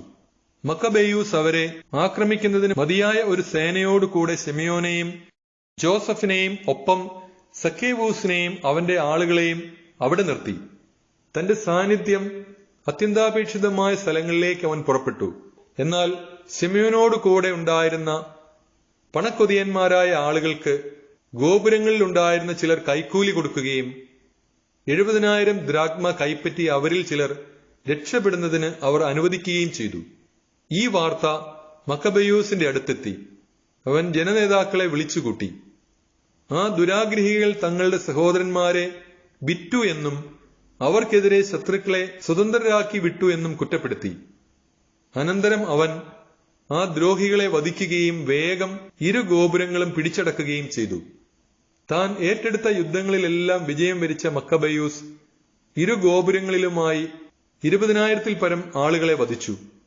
യഹൂദർ മുൻപ് തോൽപ്പിച്ചോടിച്ച തിമോത്തിയോസ് വലിയൊരു കൂലിപ്പടയെയും ഏഷ്യയിൽ നിന്ന് വലിയൊരു കുതിരപ്പടയെയും ശേഖരിച്ചു യൂദയ പിടിച്ചടക്കാൻ വേണ്ടി പട നീക്കി. അപ്പോൾ മക്കബെയൂസും അനുയായികളും ശിരസിൽ പൂഴി വിതറി അരയിൽ ചാക്കു ചുറ്റി ദൈവത്തോട് യാചിച്ചു. ബലിപീഠത്തിന് മുൻപിലുള്ള സോപാനത്തിൽ സാഷ്ടാംഗം വീണ് നിയമങ്ങളിൽ പറഞ്ഞിരിക്കുന്നത് പോലെ തങ്ങളോട് ദയ കാണിക്കണമെന്നും തങ്ങളുടെ ശത്രുക്കൾക്ക് ശത്രുവും എതിരാളികൾക്ക് എതിരാളിയുമായിരിക്കണമെന്നും അവർ ദൈവത്തോട് പ്രാർത്ഥിച്ചു.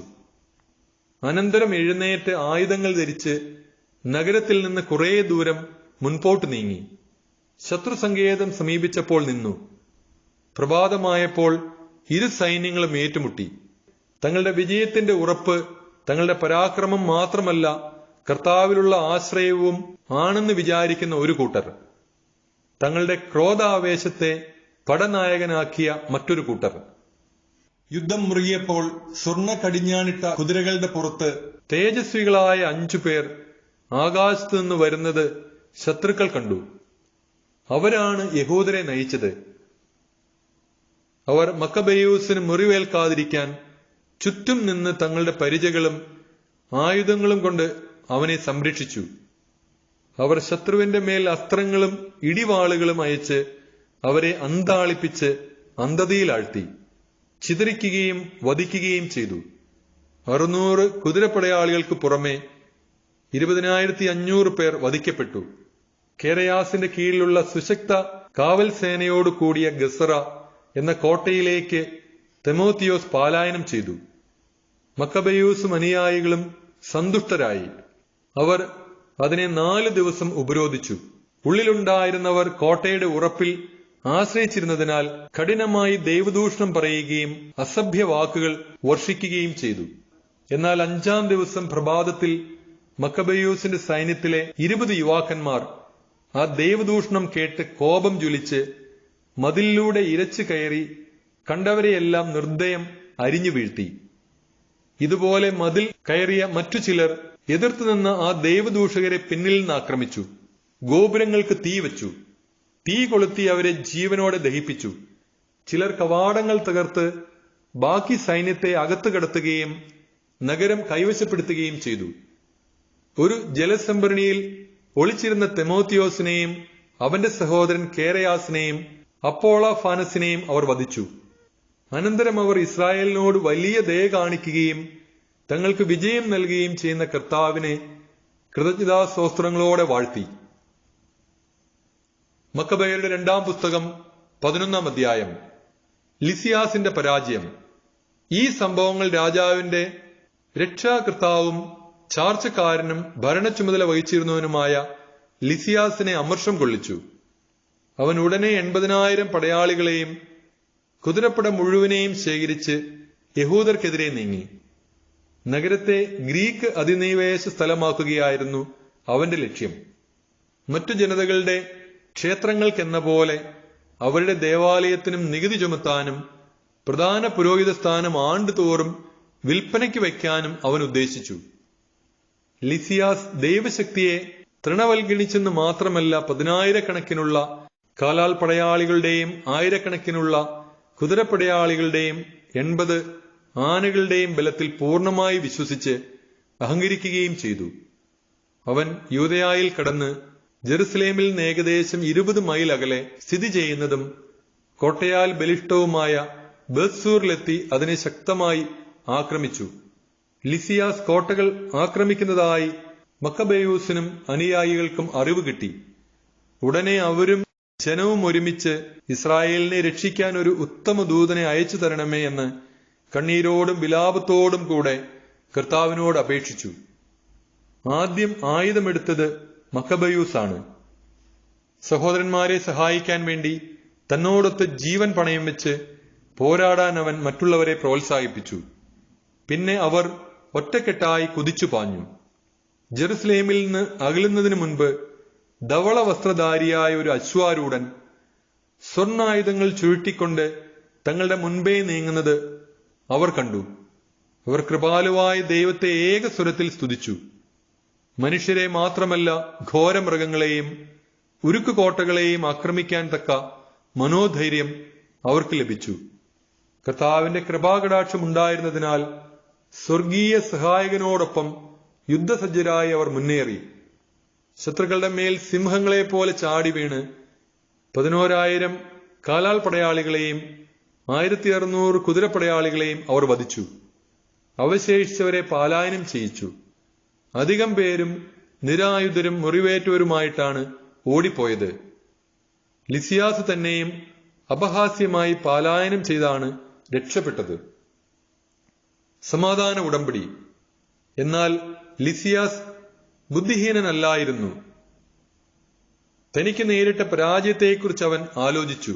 സർവശക്തനായ ദൈവം ഹെബ്രായ പക്ഷത്ത് പോരാടിയതിനാലാണ് തനിക്ക് അവരെ തോൽപ്പിക്കാൻ കഴിയാഞ്ഞതെന്ന് അവൻ മനസ്സിലാക്കി. തുടർന്ന് അവൻ ഹെബ്രായർക്ക് രാജാവിന്റെ മൈത്രി നേടിക്കൊടുക്കാമെന്ന് ഉറപ്പുകൊടുത്തുകൊണ്ട് നീതിപൂർവകമായ വ്യവസ്ഥകളിൽ ഒത്തുതീർപ്പിന് തയ്യാറാകാൻ ഒരു സന്ദേശമയച്ചവരെ പ്രേരിപ്പിച്ചു. മക്കബയൂസ് യഹൂദർക്ക് വേണ്ടി ലിസിയാസിന് രേഖാമൂലം സമർപ്പിച്ച അഭ്യർത്ഥനകൾ ഓരോന്നും രാജാവ് അനുവദിച്ചു. ലിസിയാസ് ആവശ്യപ്പെട്ട കാര്യങ്ങൾ മക്കബയൂസ് പൊതുനന്മയിലുള്ള താൽപര്യം നിമിത്തം സമ്മതിച്ചു. ലിസിയാസ് യഹൂദർക്ക് ഇപ്രകാരം ഒരു കത്തെഴുതി: യഹൂദ ജനതയ്ക്ക് ലിസിയാസിന്റെ അഭിവാദനങ്ങൾ. നിങ്ങൾ അയച്ച യോഹന്നാനും അബ്സലോമും നിങ്ങൾ ഒപ്പിട്ട കത്ത് ഞങ്ങളെ ഏൽപ്പിക്കുകയും അതിൽ പറഞ്ഞിരിക്കുന്ന കാര്യങ്ങളെപ്പറ്റി ചോദിക്കുകയും ചെയ്തു. രാജാവിനെ അറിയിക്കേണ്ട കാര്യങ്ങളെല്ലാം ഞാൻ അറിയിച്ചു. സാധ്യമായതെല്ലാം രാജാവ് അനുവദിക്കുകയും ചെയ്തിരിക്കുന്നു. നിങ്ങൾ ഭരണകൂടത്തോട് കൂറു പുലർത്തിയാൽ ഭാവിയിൽ നിങ്ങളുടെ ക്ഷേമത്തിനു വേണ്ടി ഞാൻ പരിശ്രമിക്കാം. ഈ കാര്യങ്ങളെക്കുറിച്ചും അവയുടെ വിശദാംശങ്ങളെക്കുറിച്ചും നിങ്ങളോട് കൂടിയാലോചന നടത്താൻ ഇവരോടും എന്റെ പ്രതിനിധികളോടും ഞാൻ ആവശ്യപ്പെട്ടിട്ടുണ്ട്. നിങ്ങൾക്ക് മംഗളം ഭവിക്കട്ടെ. 148 ആണ്ട് ദിയോസ് കോറിന്തിയൂസ് 24 ദിവസം.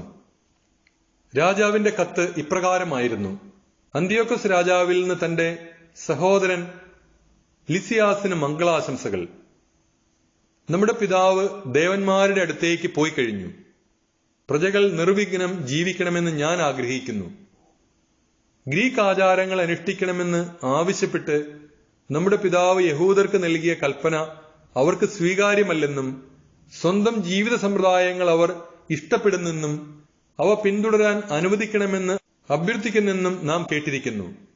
ഈ ജനതയും പ്രതിബന്ധങ്ങളിൽ നിന്ന് ഒഴിഞ്ഞു ജീവിക്കണമെന്നാണ് നമ്മുടെ ആഗ്രഹം.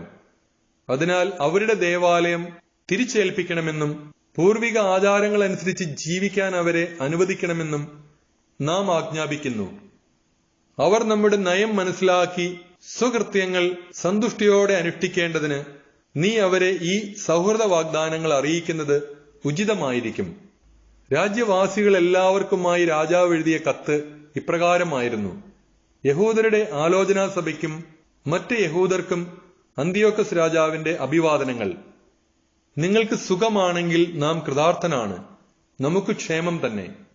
വീടുകളിലേക്ക് മടങ്ങാനും സൽകൃത്യങ്ങളിൽ വ്യാപൃതരാകാനും നിങ്ങൾ ഇച്ഛിക്കുന്നെന്ന് മെനേലാവൂസ് നമ്മെ അറിയിച്ചിരിക്കുന്നു.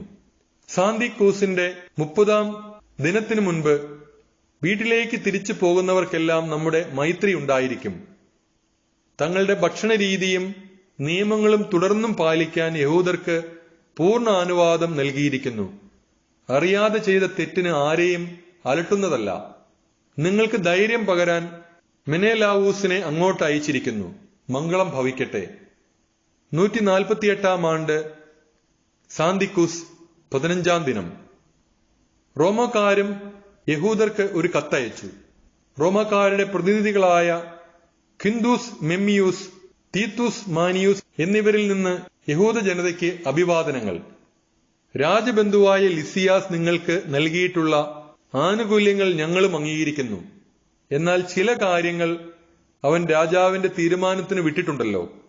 അവയെക്കുറിച്ച് അവധാനപൂർവം ആലോചിച്ച് എത്രയും വേഗം ഒരു ദൂതനെ അയച്ച് വിവരം ഞങ്ങളെ അറിയിച്ചാൽ നിങ്ങൾക്ക് യോജിച്ച നിർദ്ദേശങ്ങൾ ഉന്നയിക്കാൻ ഞങ്ങൾക്ക് കഴിയും. ഞങ്ങൾ അന്ത്യോക്യയിലേക്ക് പുറപ്പെടുകയാണ്. അതിനാൽ നിങ്ങളുടെ തീരുമാനങ്ങൾ എന്തൊക്കെയാണെന്ന് ദൂതൻ മുഖേന ഉടനെ അറിയിക്കുവിൻ. മംഗളം ഭവിക്കട്ടെ. 148 ആണ്ട് സാന്തിക്കൂസ് 15 ദിനം. മക്കബയരുടെ 2 പുസ്തകം 12 അധ്യായം. യൂദാസിന്റെ പ്രതികാരം. ഉടമ്പടി ഉണ്ടാക്കിയതിനു ശേഷം ലിസിയാസ് രാജാവിന്റെ അടുക്കിലേക്കും യഹൂദർ തങ്ങളുടെ കൃഷിസ്ഥലങ്ങളിലേക്കും മടങ്ങി. എന്നാൽ സൈപ്രസ് ദേശാധിപതിയായ നിക്കാനോറും മറ്റു ദേശാധിപതികളായ തെമോത്തിയോസ്, ഗന്നയൂസിന്റെ പുത്രൻ അപ്പോളോണിയൂസ്, ഹിയറോണിമൂസ്, ദമോഫോൺ എന്നിവരും യഹൂദരെ ശാന്തിയിലും സമാധാനത്തിലും ജീവിക്കാൻ അനുവദിച്ചില്ല. ജോപ്പായിൽ നിന്നുള്ള ചിലർ ഇങ്ങനെ ഒരു നീചകൃത്യം ചെയ്തു. തങ്ങൾ ഒരുക്കി നിർത്തിയിരുന്ന വഞ്ചിയിൽ ഭാര്യമാരോടും കുട്ടികളോടുമൊപ്പം കയറാൻ തങ്ങളുടെ ഇടയിൽ പാർത്തിരുന്ന യഹൂദരെ അവർ ക്ഷണിച്ചു. യഹൂദരോട് വിരോധമൊന്നുമില്ലെന്ന് അവർ നടിച്ചു. ശത്രു പൊതുസമ്മതപ്രകാരം ആസൂത്രണം ചെയ്ത പ്രവൃത്തിയായിരുന്നു അത്. അവരുമായി സമാധാനത്തിൽ ജീവിക്കാൻ ആഗ്രഹിച്ച യഹൂദർ അപകടശങ്കയന്യേ ക്ഷണം സ്വീകരിച്ചു. 200ഓളം വരുന്ന അവരെ ജോപ്പാക്കാർ പുറംകടലിലേക്ക് നയിച്ച് മുക്കിക്കൊന്നു. തന്റെ നാട്ടുകാരോട് ചെയ്ത ഈ ക്രൂരതയെപ്പറ്റി കേട്ട യൂദാസ് സൈന്യത്തിന് നിർദ്ദേശം നൽകി. നീതിയുറ്റ വിധിയാളനായ ദൈവത്തെ വിളിച്ചപേക്ഷിച്ചുകൊണ്ട് സഹോദരരുടെ കൊലയാളികളെ ആക്രമിച്ചു. രാത്രി തുറമുഖത്തിന് തീ വയ്ക്കുകയും വഞ്ചികൾ ചുട്ടരിക്കുകയും അവിടെ അഭയം തേടിയവരെ എല്ലാം വധിക്കുകയും ചെയ്തു. നഗര കവാടങ്ങൾ അടച്ചിരുന്നതിനാൽ പിന്നീട് വന്ന് ജോപ്പ നിവാസികളെ ഇല്ലായ്മ ചെയ്യാമെന്ന് തീരുമാനിച്ചവൻ മടങ്ങി. എന്നാൽ യാമ്നിയക്കാരും തങ്ങളുടെ മധ്യേ വസിച്ചിരുന്ന യഹൂദരെ ഇപ്രകാരം നശിപ്പിക്കാൻ നിശ്ചയിച്ചിരിക്കുന്നുവെന്ന് അവൻ അറിഞ്ഞു. അവൻ രാത്രി അവരെ ആക്രമിക്കുകയും തുറമുഖത്തിനും കപ്പലുകൾക്കും തീ വയ്ക്കുകയും ചെയ്തു. തീജ്വാലയുടെ പ്രകാശം 240 സ്ഥാദിയോൺ അകലെ ജെറുസലേമിൽ ദൃശ്യമായിരുന്നു. പിന്നീട് അവർ തെമോത്തിയോസിനെതിരെ 9 സ്ഥാദിയോണിലധികം മുന്നേറിയപ്പോൾ 5000-ലേറെ കാലാൽ പടയാളികളോടും 500-ൽ പരം കുതിരപ്പടയാളികളോടും കൂടെ അറബികൾ അവരെ ആക്രമിച്ചു. ഉഗ്രമായ പോരാട്ടത്തിന് ശേഷം ദൈവസഹായത്താൽ യൂദാസും സൈന്യവും വിജയം നേടി. അപ്പോൾ പരാജയപ്പെട്ട ആ നാടോടികൾ യൂദാസിനോട് മൈത്രിക്ക് അപേക്ഷിച്ചു. കന്നുകാലികളെ നൽകാമെന്നും മറ്റ് എല്ലാവിധത്തിലും ജനത്തെ സഹായിക്കാമെന്നും അവർ വാഗ്ദാനം ചെയ്തു. തീർച്ചയായും അവരെ കൊണ്ട് പല പ്രകാരത്തിലും ഉപകാരമുണ്ടാകുമെന്ന് കരുതി അവൻ അവരുമായി സമാധാനം സ്ഥാപിക്കാൻ തയ്യാറായി. സഖ്യപ്രതിജ്ഞ ചെയ്തതിനു ശേഷം അവർ കൂടാരങ്ങളിലേക്ക് മടങ്ങിപ്പോയി. അനന്തരം യൂദാസ് കോട്ടകൊത്തളങ്ങളാൽ ബലിഷ്ഠവും വിവിധ വർഗക്കാരായ വിജാതിയർ വസിച്ചിരുന്നതുമായ കാസ്പിൻ നഗരം ആക്രമിച്ചു. കോട്ടയുടെ ബലത്തിലും ഭക്ഷണ സാധനങ്ങളുടെ സമൃദ്ധിയിലും വിശ്വസിച്ച് അഹങ്കരിച്ചിരുന്ന നഗരവാസികൾ യൂദാസിനെയും അനുയായികളെയും പരിഹസിക്കുകയും അവരുടെ നേരെ അസഭ്യം വർഷിക്കുകയും ദൈവദൂഷണം പറയുകയും ചെയ്തു. എന്നാൽ യൂദാസും സൈന്യവും യന്ത്രമുട്ടികളോ മറ്റ് യുദ്ധോപകരണങ്ങളോ കൂടാതെ ജോഷുവയുടെ കാലത്ത് ജെറീക്കോയെ നിലംപതിപ്പിച്ച ലോകാധിനാഥനെ വിളിച്ചപേക്ഷിച്ചുകൊണ്ട് കോട്ടയുടെ മേൽ ഉഗ്രമായ ആക്രമണം ആരംഭിച്ചു. ദൈവേഷ്ടത്താൽ നഗരം അവർ കീഴടക്കി. അസംഖ്യം പേരെ വധിച്ചു. തൊട്ടടുത്തുള്ളതും 2 സ്ഥാദിയോൺ വീതിയുള്ളതുമായ തടാകത്തിൽ രക്തം കവിഞ്ഞൊഴുകുന്നതായി കാണപ്പെട്ടു. അവിടെ നിന്ന് 750 സ്ഥാദിയോൺ ചെന്നപ്പോൾ കരാക്സിൽ ഥൂബിയാനി എന്ന് വിളിക്കപ്പെടുന്ന യഹൂദരുടെ അടുത്തെത്തി.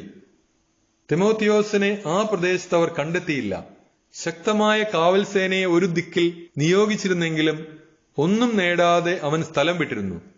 മക്കബെയൂസിന്റെ കീഴിലുണ്ടായിരുന്ന ദൊസിത്തേവൂസ്, സോസിപാത്തർ എന്നീ പടനായകന്മാർ സൈന്യത്തെ നയിച്ച് ശക്തിദുർഗങ്ങളിൽ തിമോത്തിയോസ് നിർത്തിയിരുന്ന 10,000-ൽ പരം പടയാളികളെ കൊന്നു. മക്കബേയൂസ് സൈന്യത്തെ പല ഗണങ്ങളായി വിഭജിച്ച് ഓരോന്നിനും നായകന്മാരെ നിയോഗിച്ചതിനു ശേഷം 1,20,000 കാലാൾ പടയാളികളും 2,500 കുതിരപ്പടയാളികളുമൊത്ത് പാലായനം ചെയ്ത് തിമോത്തിയോസിനെ അനുധാവനം ചെയ്തു.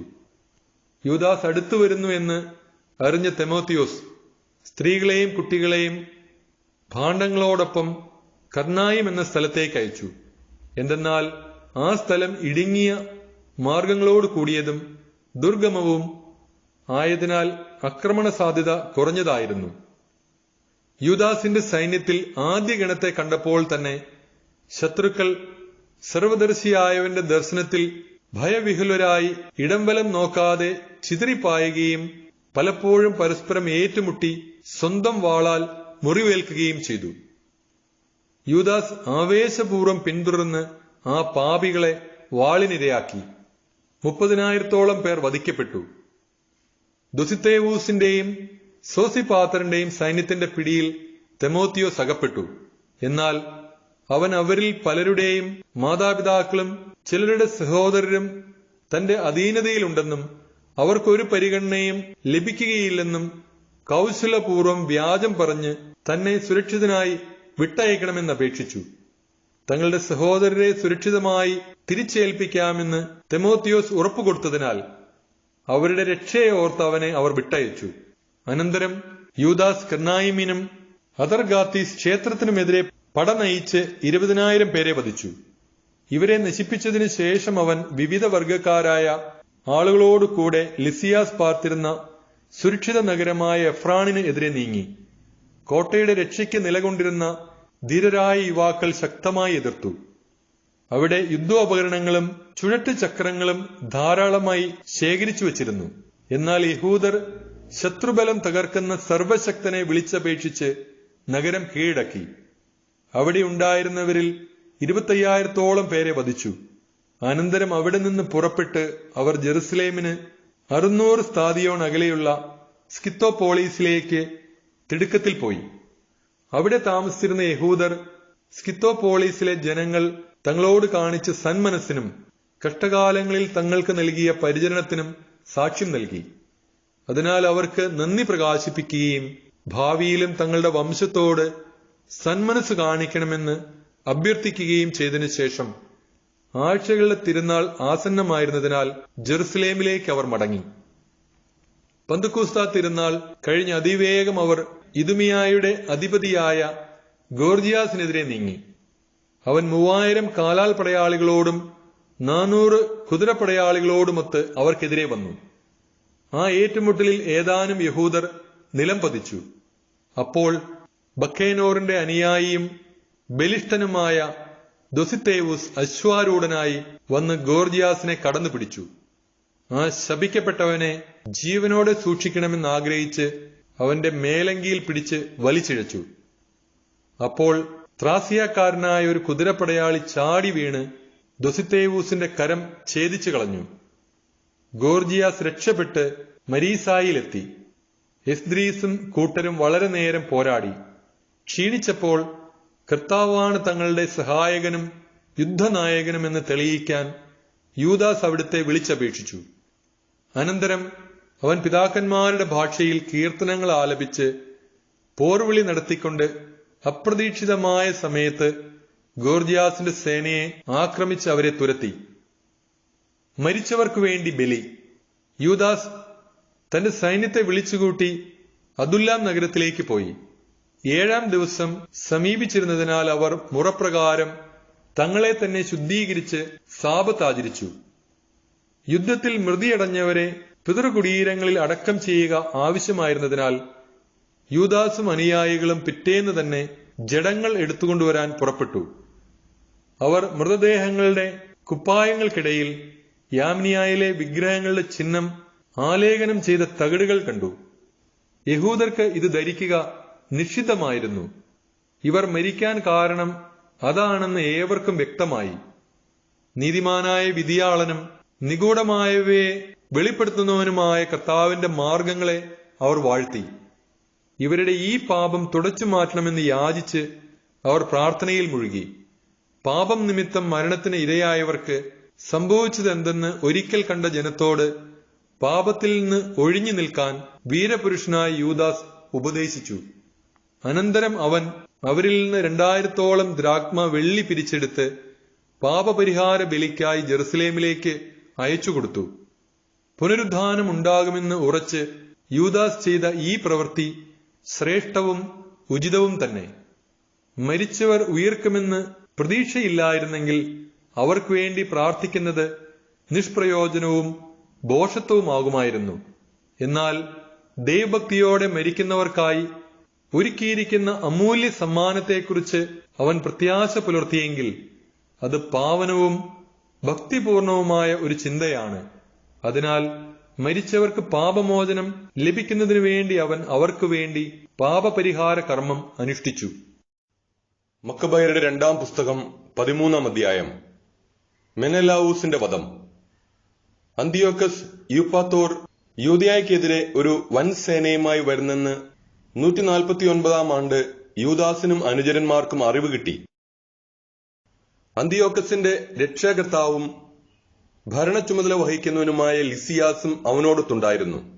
ഗ്രീക്ക് സൈന്യത്തിൽപ്പെട്ട 1,40,000 കാലാൾ പടയാളികളും 5,300 കുതിരപ്പടയാളികളും 22 ആനകളും കത്തി ഘടിപ്പിച്ച 300 രഥങ്ങളും അവരെ അനുഗമിച്ചിരുന്നു. മെനലാവൂസും അവനോട് ചേർന്ന് അവനെ പ്രോത്സാഹിപ്പിച്ചു. രാജ്യനന്മയിലുള്ള താൽപര്യത്താലല്ല, സ്ഥാനമോഹത്താൽ പ്രേരിതനായിട്ടാണ് അവൻ ഇങ്ങനെ ചെയ്തത്. എന്നാൽ രാജാക്കന്മാരുടെ രാജാവായവൻ ആ നീചനെതിരെ അന്തിയോക്കസിന്റെ ക്രോധമുണർത്തി. ഇവനാണ് സകല കുഴപ്പങ്ങൾക്കും കാരണമെന്ന് ലിസിയാസ് ധരിപ്പിച്ചതിനെ തുടർന്ന് രാജാവ് അവനെ ബറോയായിൽ കൊണ്ടുപോയി അവിടുത്തെ ആചാരമനുസരിച്ച് വധിക്കാൻ കൽപ്പന നൽകി. അവിടെ 50 മുഴം ഉയരമുള്ളതും ചാരനിറമുള്ളതുമായ ഒരു ഗോപുരമുണ്ട്. ഏത് വശത്തു നിന്ന് എന്തിനേയും ചാരത്തിലേക്ക് കുത്തനെ വീഴ്ത്താവുന്ന ഒരു യാന്ത്രിക ചക്രം അതിനു ചുറ്റും പിടിപ്പിച്ചിരിക്കുന്നു. ദേവാലയ ധ്വംസകനോ മറ്റു കുറ്റങ്ങൾക്ക് കുപ്രസിദ്ധനോ ആയ ആരെയും അവർ അതിൽ തള്ളിയിട്ട് വധിക്കുന്നു. ഇപ്രകാരം ഒരു മരണത്തിനാണ് നിയമലംഘകനായ മെനലാവൂസ് വിധിക്കപ്പെട്ടത്. ശവസംസ്കാരം പോലും അവന് ലഭിച്ചില്ല. ഏത് ബലിപീഠത്തിലെ അഗ്നിയും ചാരവും വിശുദ്ധമാണോ ആ ബലിപീഠത്തിനെതിരായി പാപം ചെയ്തു കൂട്ടിയ മെനലാവൂസ് ചാരത്തിൽ കിടന്ന് മരിച്ചത് തികച്ചും നീതിയുക്തമാണ്. യഹൂദർ അന്തിയോക്കസിനെതിരെ. രാജാവ് കൊടിയ ഗർവോടെ തന്റെ പിതാവിന്റെ കാലത്ത് നടത്തിയതിനേക്കാൾ നീചമായ തിന്മ യഹൂദരോട് ചെയ്യാൻ തുനിഞ്ഞു. ഇത് കേട്ട യൂദാസ് ജനത്തോട് തങ്ങളുടെ നിയമവും നാടും വിശുദ്ധ ദേവാലയവും നഷ്ടപ്പെടാറായിരിക്കുന്ന ഈ വിപത്സന്ധിയിൽ തങ്ങളെ സഹായിക്കണമേ എന്നും ജീവൻ വീണ്ടെടുത്തു തുടങ്ങുന്ന തങ്ങൾ ദൈവദൂഷകരായ വിജാതിയരുടെ കൈകളിൽ വീഴാൻ അനുവദിക്കരുതേ എന്നും രാപകൽ കർത്താവിനോട് വിളിച്ചപേക്ഷിക്കാൻ ആജ്ഞാപിച്ചു. അവർ ഒന്നു ചേർന്ന് ഉപവാസമനുഷ്ഠിച്ചുകൊണ്ട് കൃപാമയനായ കർത്താവിനോട് 3 ദിവസം തുടർച്ചയായി സാഷ്ടാംഗം വീണ് കേണപേക്ഷിച്ചു. അതിനുശേഷം യൂദാസ് യുദ്ധസന്നദ്ധരായിരിക്കാൻ അവരെ ആഹ്വാനം ചെയ്തു. ശ്രേഷ്ഠന്മാരോട് രഹസ്യത്തിൽ ആലോചിച്ചതിന് ശേഷം രാജസൈന്യം യൂദായിലെത്തി. നഗരം കീഴടക്കുന്നതിന് മുൻപ് പുറത്തേക്ക് കടക്കാനും ദൈവസഹായത്തോടെ കാര്യങ്ങൾ തീരുമാനത്തിലെത്തിക്കാനും അവൻ നിശ്ചയിച്ചു. അങ്ങനെ തീരുമാനം ലോക സൃഷ്ടാവിന് വിട്ടുകൊടുത്തുകൊണ്ട് അവൻ നിയമത്തിനും ദേവാലയത്തിനും നഗരത്തിനും രാജ്യത്തിനും പൊതുനന്മയ്ക്കും വേണ്ടി മരണം വരെ അഭിമാനപൂർവ്വം പോരാടാൻ ജനങ്ങളെ ഉപദേശിച്ചിട്ട് മൊദയിന് സമീപം പാളയമടിച്ചു. ദൈവത്തിന്റെ വിജയം എന്ന അടയാള വാക്ക് അവൻ അവർക്ക് നൽകി. തുടർന്ന് അതിധീരന്മാരായ യുവസൈനികന്മാരോട് കൂടെ രാത്രിയിൽ രാജമണ്ഡപം ആക്രമിക്കുകയും 2000 പേരെ പാളയത്തിൽ വെച്ച് തന്നെ വധിക്കുകയും ചെയ്തു. മുൻനിരയിലെ ആനയെയും പാപ്പാനെയും അവൻ കുത്തിക്കൊന്നു.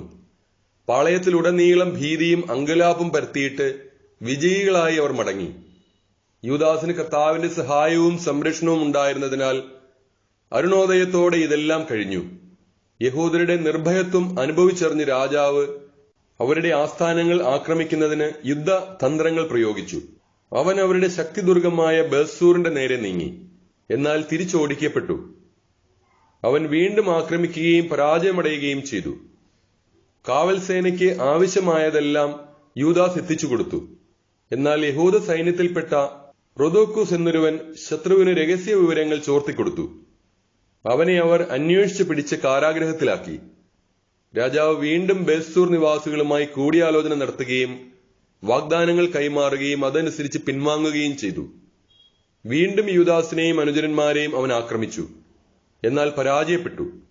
താൻ ഭരണ ചുമതല ഏൽപ്പിച്ചിരുന്ന ഫിലിപ്പ് തത്സമയം അന്ത്യോക്യയിൽ കലാപം സൃഷ്ടിക്കുന്നുവെന്ന് രാജാവ് കേട്ടു. അവൻ പരിഭ്രാന്തി പൂണ്ട് യഹൂദരെ വിളിച്ചു വരുത്തി. അവരുടെ അവകാശങ്ങൾ സംരക്ഷിക്കാമെന്ന് ശപഥം ചെയ്തു. അവരുമായി ഉടമ്പടി ചെയ്ത് അവൻ ബലിയർപ്പിക്കുകയും ഉദാരമായ സംഭാവന കൊണ്ട് ദേവാലയത്തോടും വിശുദ്ധ സ്ഥലത്തോടും ആദരം കാണിക്കുകയും ചെയ്തു. സമാധാന ഉടമ്പടി. അവൻ മക്കബേയൂസിനെ അംഗീകരിക്കുകയും ഹഗെ മോനിദസിനെ ടോളമായിസ് മുതൽ ഗിരാർ വരെയുള്ള പ്രദേശത്തെ ഭരണാധിപനായി നിയോഗിക്കുകയും ചെയ്തിട്ട് ടോളമായിസിലേക്ക് പോയി. അവിടുത്തെ ജനം ആ ഉടമ്പടിയുടെ പേരിൽ ക്രുദ്ധരായിരുന്നു. അതിലെ വ്യവസ്ഥകൾ അസാധുവാക്കണമെന്നുവരെ അവർ കോപം പൂണ്ട് ആവശ്യപ്പെട്ടു. എന്നാൽ ലിസിയാസ് പൊതുവേദിയിൽ കയറി നിന്ന് ഉടമ്പടിയിലെ വ്യവസ്ഥകളെ ശക്തമായി പിന്താങ്ങി.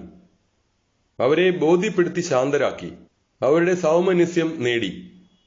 അനന്തരം അവൻ അന്ത്യോക്യയിലേക്ക് പുറപ്പെട്ടു. ഇപ്രകാരമായിരുന്നു രാജാവിന്റെ ആക്രമണവും പിൻവാങ്ങലും. മക്കബായരുടെ 2-ാം പുസ്തകം 14-ാം അധ്യായം. അൽക്കിമൂസിന്റെ തന്ത്രം. 3 കൊല്ലത്തിനു ശേഷം സെല്യൂക്കസിന്റെ പുത്രൻ ദെമിത്രിയൂസ് കടൽ മാർഗം സുശക്തമായ ഒരു സേനയോടും കപ്പൽ പടയോടും കൂടെ ത്രിപ്പോളിസ് തുറമുഖത്തെത്തിയിരിക്കുന്നു എന്ന് യൂദാസും അനുചരന്മാരും കേട്ടു. അവൻ അന്തിയോക്കസിനെയും അവന്റെ രക്ഷാകർത്താവായ ലിസിയാസിനെയും നിഗ്രഹിച്ച് രാജ്യം കൈവശപ്പെടുത്തിയിരിക്കുന്നുവെന്നും അവർ അറിഞ്ഞു. പ്രധാന പുരോഹിതനായിരുന്നെങ്കിലും പിന്നീട് ഛിദ്രത്തിന്റെ കാലത്ത് സ്വമനസ്സ മലിനനായി തീർന്ന അൽക്കിമൂസ് എന്നൊരുവൻ തനിക്ക് നിർബാധം ജീവിക്കാനോ വീണ്ടും ബലിപീഠത്തിൽ ശുശ്രൂഷിക്കാനോ മാർഗമില്ലെന്ന് മനസ്സിലാക്കി. അവൻ 151-ാം ആണ്ട് ദെമിത്രിയൂസ് രാജാവിന്റെ അടുത്തെത്തി ആചാരമനുസരിച്ച് ഒരു സ്വർണ്ണ മകുടവും ഈന്തപ്പന കൈയും ദേവാലയത്തിൽ സൂക്ഷിച്ചിരുന്ന ഏതാനും ഒലിവ് ശാഖകളും സമ്മാനിച്ചു. അന്നേ ദിവസം അവൻ ഒന്നും സംസാരിച്ചില്ല. എന്നാൽ ദെമിത്രിയൂസ് അവനെ കാര്യാലോചന സംഘത്തിലേക്ക് ക്ഷണിക്കുകയും യഹൂദരുടെ താൽപര്യങ്ങളെയും ലക്ഷ്യങ്ങളെയും കുറിച്ച് ആരായുകയും ചെയ്തപ്പോൾ അവന് തന്റെ ഭ്രാന്ത ലക്ഷ്യങ്ങൾ ഉന്നയിക്കാൻ അവസരം ലഭിച്ചു. അവൻ പറഞ്ഞു, യൂദാസ് മക്കബയൂസിന്റെ നേതൃത്വത്തിൽ ഹസിദേയർ എന്ന് വിളിക്കപ്പെടുന്ന ഒരു യഹൂദ സമൂഹമുണ്ട്. അവരാണ് യുദ്ധവും കലാപവും വളർത്തുന്നത്. രാജ്യത്ത് ശാന്തി കൈവരാൻ അവർ സമ്മതിക്കുകയില്ല. അതിനാലാണ് എനിക്ക് പൈതൃകമായി ലഭിച്ചിട്ടുള്ള പദവി, പ്രധാന പുരോഹിത സ്ഥാനം ഉപേക്ഷിച്ച് ഞാനിവിടെ വന്നിരിക്കുന്നത്. എനിക്ക് രാജാവിന്റെ കാര്യങ്ങളിലുള്ള ആത്മാർത്ഥമായ താല്പര്യമാണ് എന്നെ ഇങ്ങോട്ട് നയിച്ച ഒന്നാമത്തെ കാരണം. രണ്ടാമത്തേത് സഹപൗരന്മാരെക്കുറിച്ചുള്ള ശ്രദ്ധ. ഞാൻ മുൻപ് സൂചിപ്പിച്ച കൂട്ടരുടെ നിരുത്തരവാദപരമായ പ്രവൃത്തികൾ നിമിത്തം ഞങ്ങളുടെ രാജ്യം മുഴുവൻ ദുരിതത്തിലാണ്ടിരിക്കുന്നു. കാര്യങ്ങൾ അങ്ങ് സൂക്ഷ്മമായി അറിഞ്ഞിരിക്കുന്നതിനാൽ മഹാരാജാവെ, അങ്ങേക്ക് എല്ലാവരോടുമുള്ള ദയാവായ്പ് ഞങ്ങളോടും ദുരിതമനുഭവിക്കുന്ന ഞങ്ങളുടെ ജനത്തോടും ഉണ്ടായിരിക്കണമേ. യൂദാസ് ജീവിച്ചിരിക്കുന്നിടത്തോളം കാലം രാജ്യത്ത് സമാധാനം ഉണ്ടാവുകയില്ല. അൽക്കിമൂസ് പറഞ്ഞു നിർത്തിയപ്പോൾ യൂദാസിന്റെ വൈരികളായ രാജസുഹൃത്തുക്കൾ ദെമിത്രിയൂസിന്റെ കോപാഗ്നിയെ ആളിക്കത്തിച്ചു. യൂദാസിനെ വധിച്ച് അവന്റെ അനുയായികളെ ചിതറിക്കാനും മഹത്തായ ദേവാലയത്തിന്റെ പ്രധാന പുരോഹിതനായി അൽക്കിമൂസിനെ പ്രതിഷ്ഠിക്കാനും വേണ്ടി ഗജസേനയുടെ നായകനായ നിക്കാനോറിനെ ദെമിത്രിയൂസ് യൂദയായുടെ ഭരണകർത്താവായി നിയമിച്ചു. യൂദാസിനെ ഭയന്ന് ഓടിപ്പോയ യൂദയായിൽ എങ്ങുമുള്ള വിജാതിയർ യഹൂദർക്ക് ഭവിക്കുന്ന അനർത്ഥങ്ങളും ആപത്തുകളും തങ്ങൾക്ക് ശ്രേയസ് വരുത്തുമെന്ന് വിചാരിച്ച് നിക്കാനോറിന്റെ പക്ഷം ചേർന്നു. നിക്കാനോറും യൂദാസും മിത്രങ്ങൾ. നിക്കാനോറിന്റെ വരവും വിജാതിയരുടെ ഒരുമിച്ച് കൂടലും അറിഞ്ഞ യഹൂദജനം ശിരസിൽ പൂഴി വിതറുകയും തന്റെ ജനത്തെ എന്നേക്കുമായി സ്ഥാപിച്ചവനും തന്റെ അവകാശമായ ജനത്തിന് തന്നെ തന്നെ വെളിപ്പെടുത്തി സദാ തുണയ്ക്കുന്നവനുമായ കർത്താവിനോട് പ്രാർത്ഥിക്കുകയും ചെയ്തു. നേതാവിന്റെ കൽപ്പനയനുസരിച്ച് അവർ വേഗം പുറപ്പെട്ട് ദസ്സാവ് എന്ന ഗ്രാമത്തിലെത്തി ശത്രുക്കളുമായി ഏറ്റുമുട്ടി. യൂദാസിന്റെ സഹോദരൻ ശിമയോൻ നിക്കാനോറിനെ നേരിട്ടുവെങ്കിലും ശത്രുവിന്റെ അപ്രതീക്ഷിതമായ മുന്നേറ്റം അവനെ അമ്പരപ്പിച്ച് തൽക്കാലത്തേക്ക് തടഞ്ഞു നിർത്തി. യൂദാസിന്റെയും അനുചരന്മാരുടെയും ധീരതയും തങ്ങളുടെ നാടിനു വേണ്ടിയുള്ള യുദ്ധത്തിൽ പ്രകടിപ്പിക്കുന്ന വീര്യവും അറിഞ്ഞ നിക്കാനോർ രക്തച്ചൊരിച്ചിലൂടെ കാര്യത്തിന് തീരുമാനമുണ്ടാക്കാൻ മടിച്ചു. സൗഹൃദ ഉടമ്പടിക്കായി അവൻ പൊസിദോനിയൂസ്, തെയോദോത്തൂസ്, മത്താത്തിയാസ് എന്നിവരെ അവരുടെ അടുക്കലേക്ക് അയച്ചു. വ്യവസ്ഥകളെക്കുറിച്ച് വിശദമായി ചർച്ച ചെയ്തതിനു ശേഷം നേതാവ് സൈന്യത്തെ വിവരം ധരിപ്പിച്ചു. എല്ലാവരും ഏക അഭിപ്രായക്കാരായിരുന്നതിനാൽ ഉടമ്പടിക്ക് സമ്മതം നൽകി. അനന്തരം നേതൃസമ്മേളനത്തിന് ദിവസം നിശ്ചയിച്ചു. ഇരു സൈന്യത്തിലും നിന്ന് ഓരോ രഥം മുൻപോട്ട് വന്നു. പദവിക്കൊത്ത ഇരിപ്പിടങ്ങൾ സജ്ജമാക്കിയിരുന്നു. ശത്രുപക്ഷത്തു നിന്ന് അപ്രതീക്ഷിതമായി വരാവുന്ന ചതിപ്രയോഗങ്ങളെ തടയാൻ മർമ്മസ്ഥാനങ്ങളിൽ യൂദാസ് ആയുധധാരികളെ നിർത്തിയിരുന്നു. സമ്മേളനം യഥോചിതം നടന്നു. നിക്കാനോർ ജെറുസലേമിൽ താമസം തുടർന്നു. അവൻ അനുചിതമായി ഒന്നും പ്രവർത്തിച്ചില്ല. മാത്രമല്ല, തന്റെ പക്ഷത്ത് ചേർന്ന് നിന്നിരുന്ന ജനങ്ങളെ പിരിച്ചുവിടുകയും ചെയ്തു. അവൻ യൂദാസിനെ വിട്ടുപിരിയാതെ നിന്ന് അവനോട് ഗാഢമായ സൗഹൃദം പുലർത്തി. വിവാഹം ചെയ്യാൻ യൂദാസിനെ അവൻ നിർബന്ധിക്കുകയും അവന് സന്താനങ്ങൾ ഉണ്ടായി കാണാൻ ആഗ്രഹം പ്രകടിപ്പിക്കുകയും ചെയ്തു. അങ്ങനെ യൂദാസ് വിവാഹിതനായി മറ്റുള്ളവരോടൊപ്പം സ്വസ്ഥ ജീവിതം നയിച്ചു. ദേവാലയത്തിനെതിരെ ഭീഷണി. എന്നാൽ അവരുടെ സൗഹൃദം കണ്ട അൽക്കിമൂസ് ഉടമ്പടി പത്രികയും കൊണ്ട് ദെമത്രിയൂസിന്റെ അടുത്തെത്തി. നിക്കാനോർ രാജ്യദ്രോഹിയായ യൂദാസിനെ തന്റെ പിൻഗാമിയായി നിയമിച്ച് രാജാവിനോട് അവിശ്വസ്തത കാണിച്ചിരിക്കുന്നു എന്ന് പറഞ്ഞു. ആ നീചന്റെ വ്യാജമായ കുറ്റാരോപണങ്ങളാൽ രാജാവ് ക്ഷുബ്ധനും കോപാക്രാന്തനുമായി. ഉടമ്പടിയിൽ താൻ അസന്തുഷ്ടനാണെന്നും ഉടനടി മക്കബയോസിനെ ബന്ധനസ്ഥനാക്കി അന്ത്യോക്യയിലേക്ക് അയക്കണമെന്നും നിക്കാനോറിന് കൽപ്പന അയച്ചു. സന്ദേശം ലഭിച്ച നിക്കാനോർ യൂദാസ് ഒരു തെറ്റും ചെയ്യാതിരിക്കെ ഉടമ്പടി അസാധുവാക്കേണ്ടി വരുന്നതോർത്ത് അസ്വസ്ഥനായി. രാജാവിനെ എതിർക്കുക അസാധ്യമായതിനാൽ തന്ത്രപൂർവം രാജകൽപ്പന നിർവഹിക്കാൻ അവൻ അവസരം കാത്തു. നിക്കാനോർ തന്നോട് കൂടുതൽ പരുഷമായി പെരുമാറുന്നുവെന്നും അവന്റെ സന്ദർശനങ്ങൾ അസാധാരണമായ കാർക്കശ്യത്തോടു കൂടെയാണെന്നും മക്കബയൂസ് കണ്ടു. അത് ദുരുദ്ദേശപരമെന്ന് മനസ്സിലാക്കി അവൻ തന്റെ അനുയായികളിൽ ഒട്ടേറെ പേരോടുകൂടെ ഒളിവിൽ പോയി. യൂദാസ് തന്നെ സമൃദ്ധമായി കബളിപ്പിച്ചിരിക്കുന്നുവെന്ന് നിക്കാനോർ കണ്ടു. അവൻ വിശുദ്ധവും മഹത്തരവുമായ ദേവാലയത്തിലെത്തി. അവിടെ പതിവനുസരിച്ച് ബലികൾ അർപ്പിച്ചുകൊണ്ടിരുന്ന പുരോഹിതന്മാരോട് അവനെ പിടിച്ചേൽപ്പിക്കാൻ ആജ്ഞാപിച്ചു. അവൻ അന്വേഷിക്കുന്ന ആൾ എവിടെയെന്ന് അറിയില്ലെന്ന് അവർ ആണയിട്ട് പറഞ്ഞപ്പോൾ അവൻ ശ്രീകോവിലിന് നേരെ കൈ ചൂണ്ടിക്കൊണ്ട് ശപഥപൂർവം ആക്രോശിച്ചു. യൂദാസിനെ ബന്ധനസ്ഥനാക്കി ഏൽപ്പിച്ചില്ലെങ്കിൽ ഈ ദേവാലയം നശിപ്പിച്ച് ബലിപീഠം ഞാൻ തകർക്കും. തൽസ്ഥാനത്ത് ദിയോനീസൂസിന് ഒരു മഹാക്ഷേത്രം ഞാൻ പണിയും. ഇത് പറഞ്ഞിട്ട് അവൻ അവിടെ നിന്ന് പോയി. അപ്പോൾ പുരോഹിതന്മാർ സ്വർഗത്തിലേക്ക് കൈകൾ ഉയർത്തി തങ്ങളെ എന്നും രക്ഷിക്കുന്നവനെ വിളിച്ച് ഇങ്ങനെ പ്രാർത്ഥിച്ചു: സകലത്തിന്റെയും നാഥ, ഒന്നിന്റെയും ആവശ്യം അങ്ങേക്കില്ല. എങ്കിലും ഞങ്ങളുടെ ഇടയിൽ വസിക്കാൻ ഒരാലയമുണ്ടാകാൻ അങ്ങ് മനസ്സായി. സർവപരിശുദ്ധിയുടെയും ഉടയവനായ കർത്താവെ, ഈയിടെ ശുദ്ധീകരണം കഴിഞ്ഞ ഈ ആലയത്തെ എന്നേക്കും അതിന്റെ പരിശുദ്ധിയിൽ സംരക്ഷിക്കണമേ. റാസിസിന്റെ മരണം. ജെറുസലേമിലെ ശ്രേഷ്ഠന്മാരിൽ ഒരുവനും ജനസ്നേഹിയും ജനസമ്മതനും യഹൂദരുടെ പിതാവെന്ന് വിളിക്കപ്പെടുന്നവനുമായ റാസിസിനെക്കുറിച്ച് ശത്രുക്കൾ നിക്കാനോറിന്റെ മുൻപാകെ കുറ്റാരോപണം നടത്തി.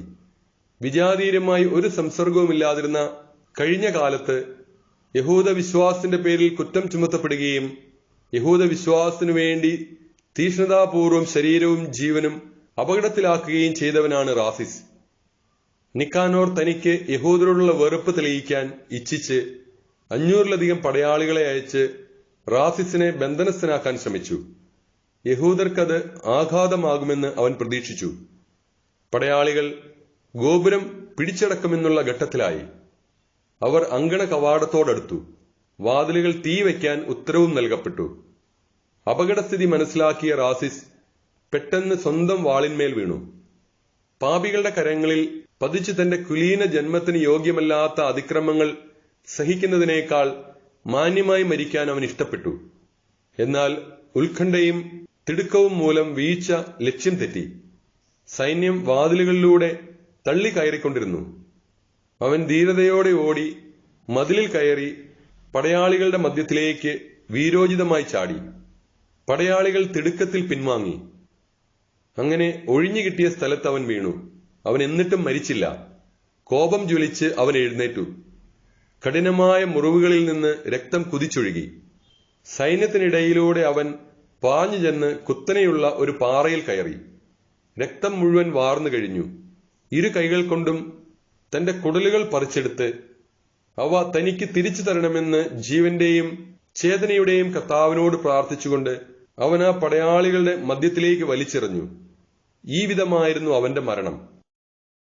മക്കബയരുടെ 2-ാം പുസ്തകം 15-ാം അധ്യായം. നിക്കാനോറിന്റെ ദൈവദൂഷണം.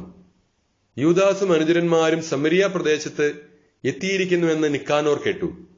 ഏറ്റവും സുരക്ഷിതമായി വിശ്രമനാളിൽ അവരെ ആക്രമിക്കാൻ അവൻ പരിപാടി തയ്യാറാക്കി.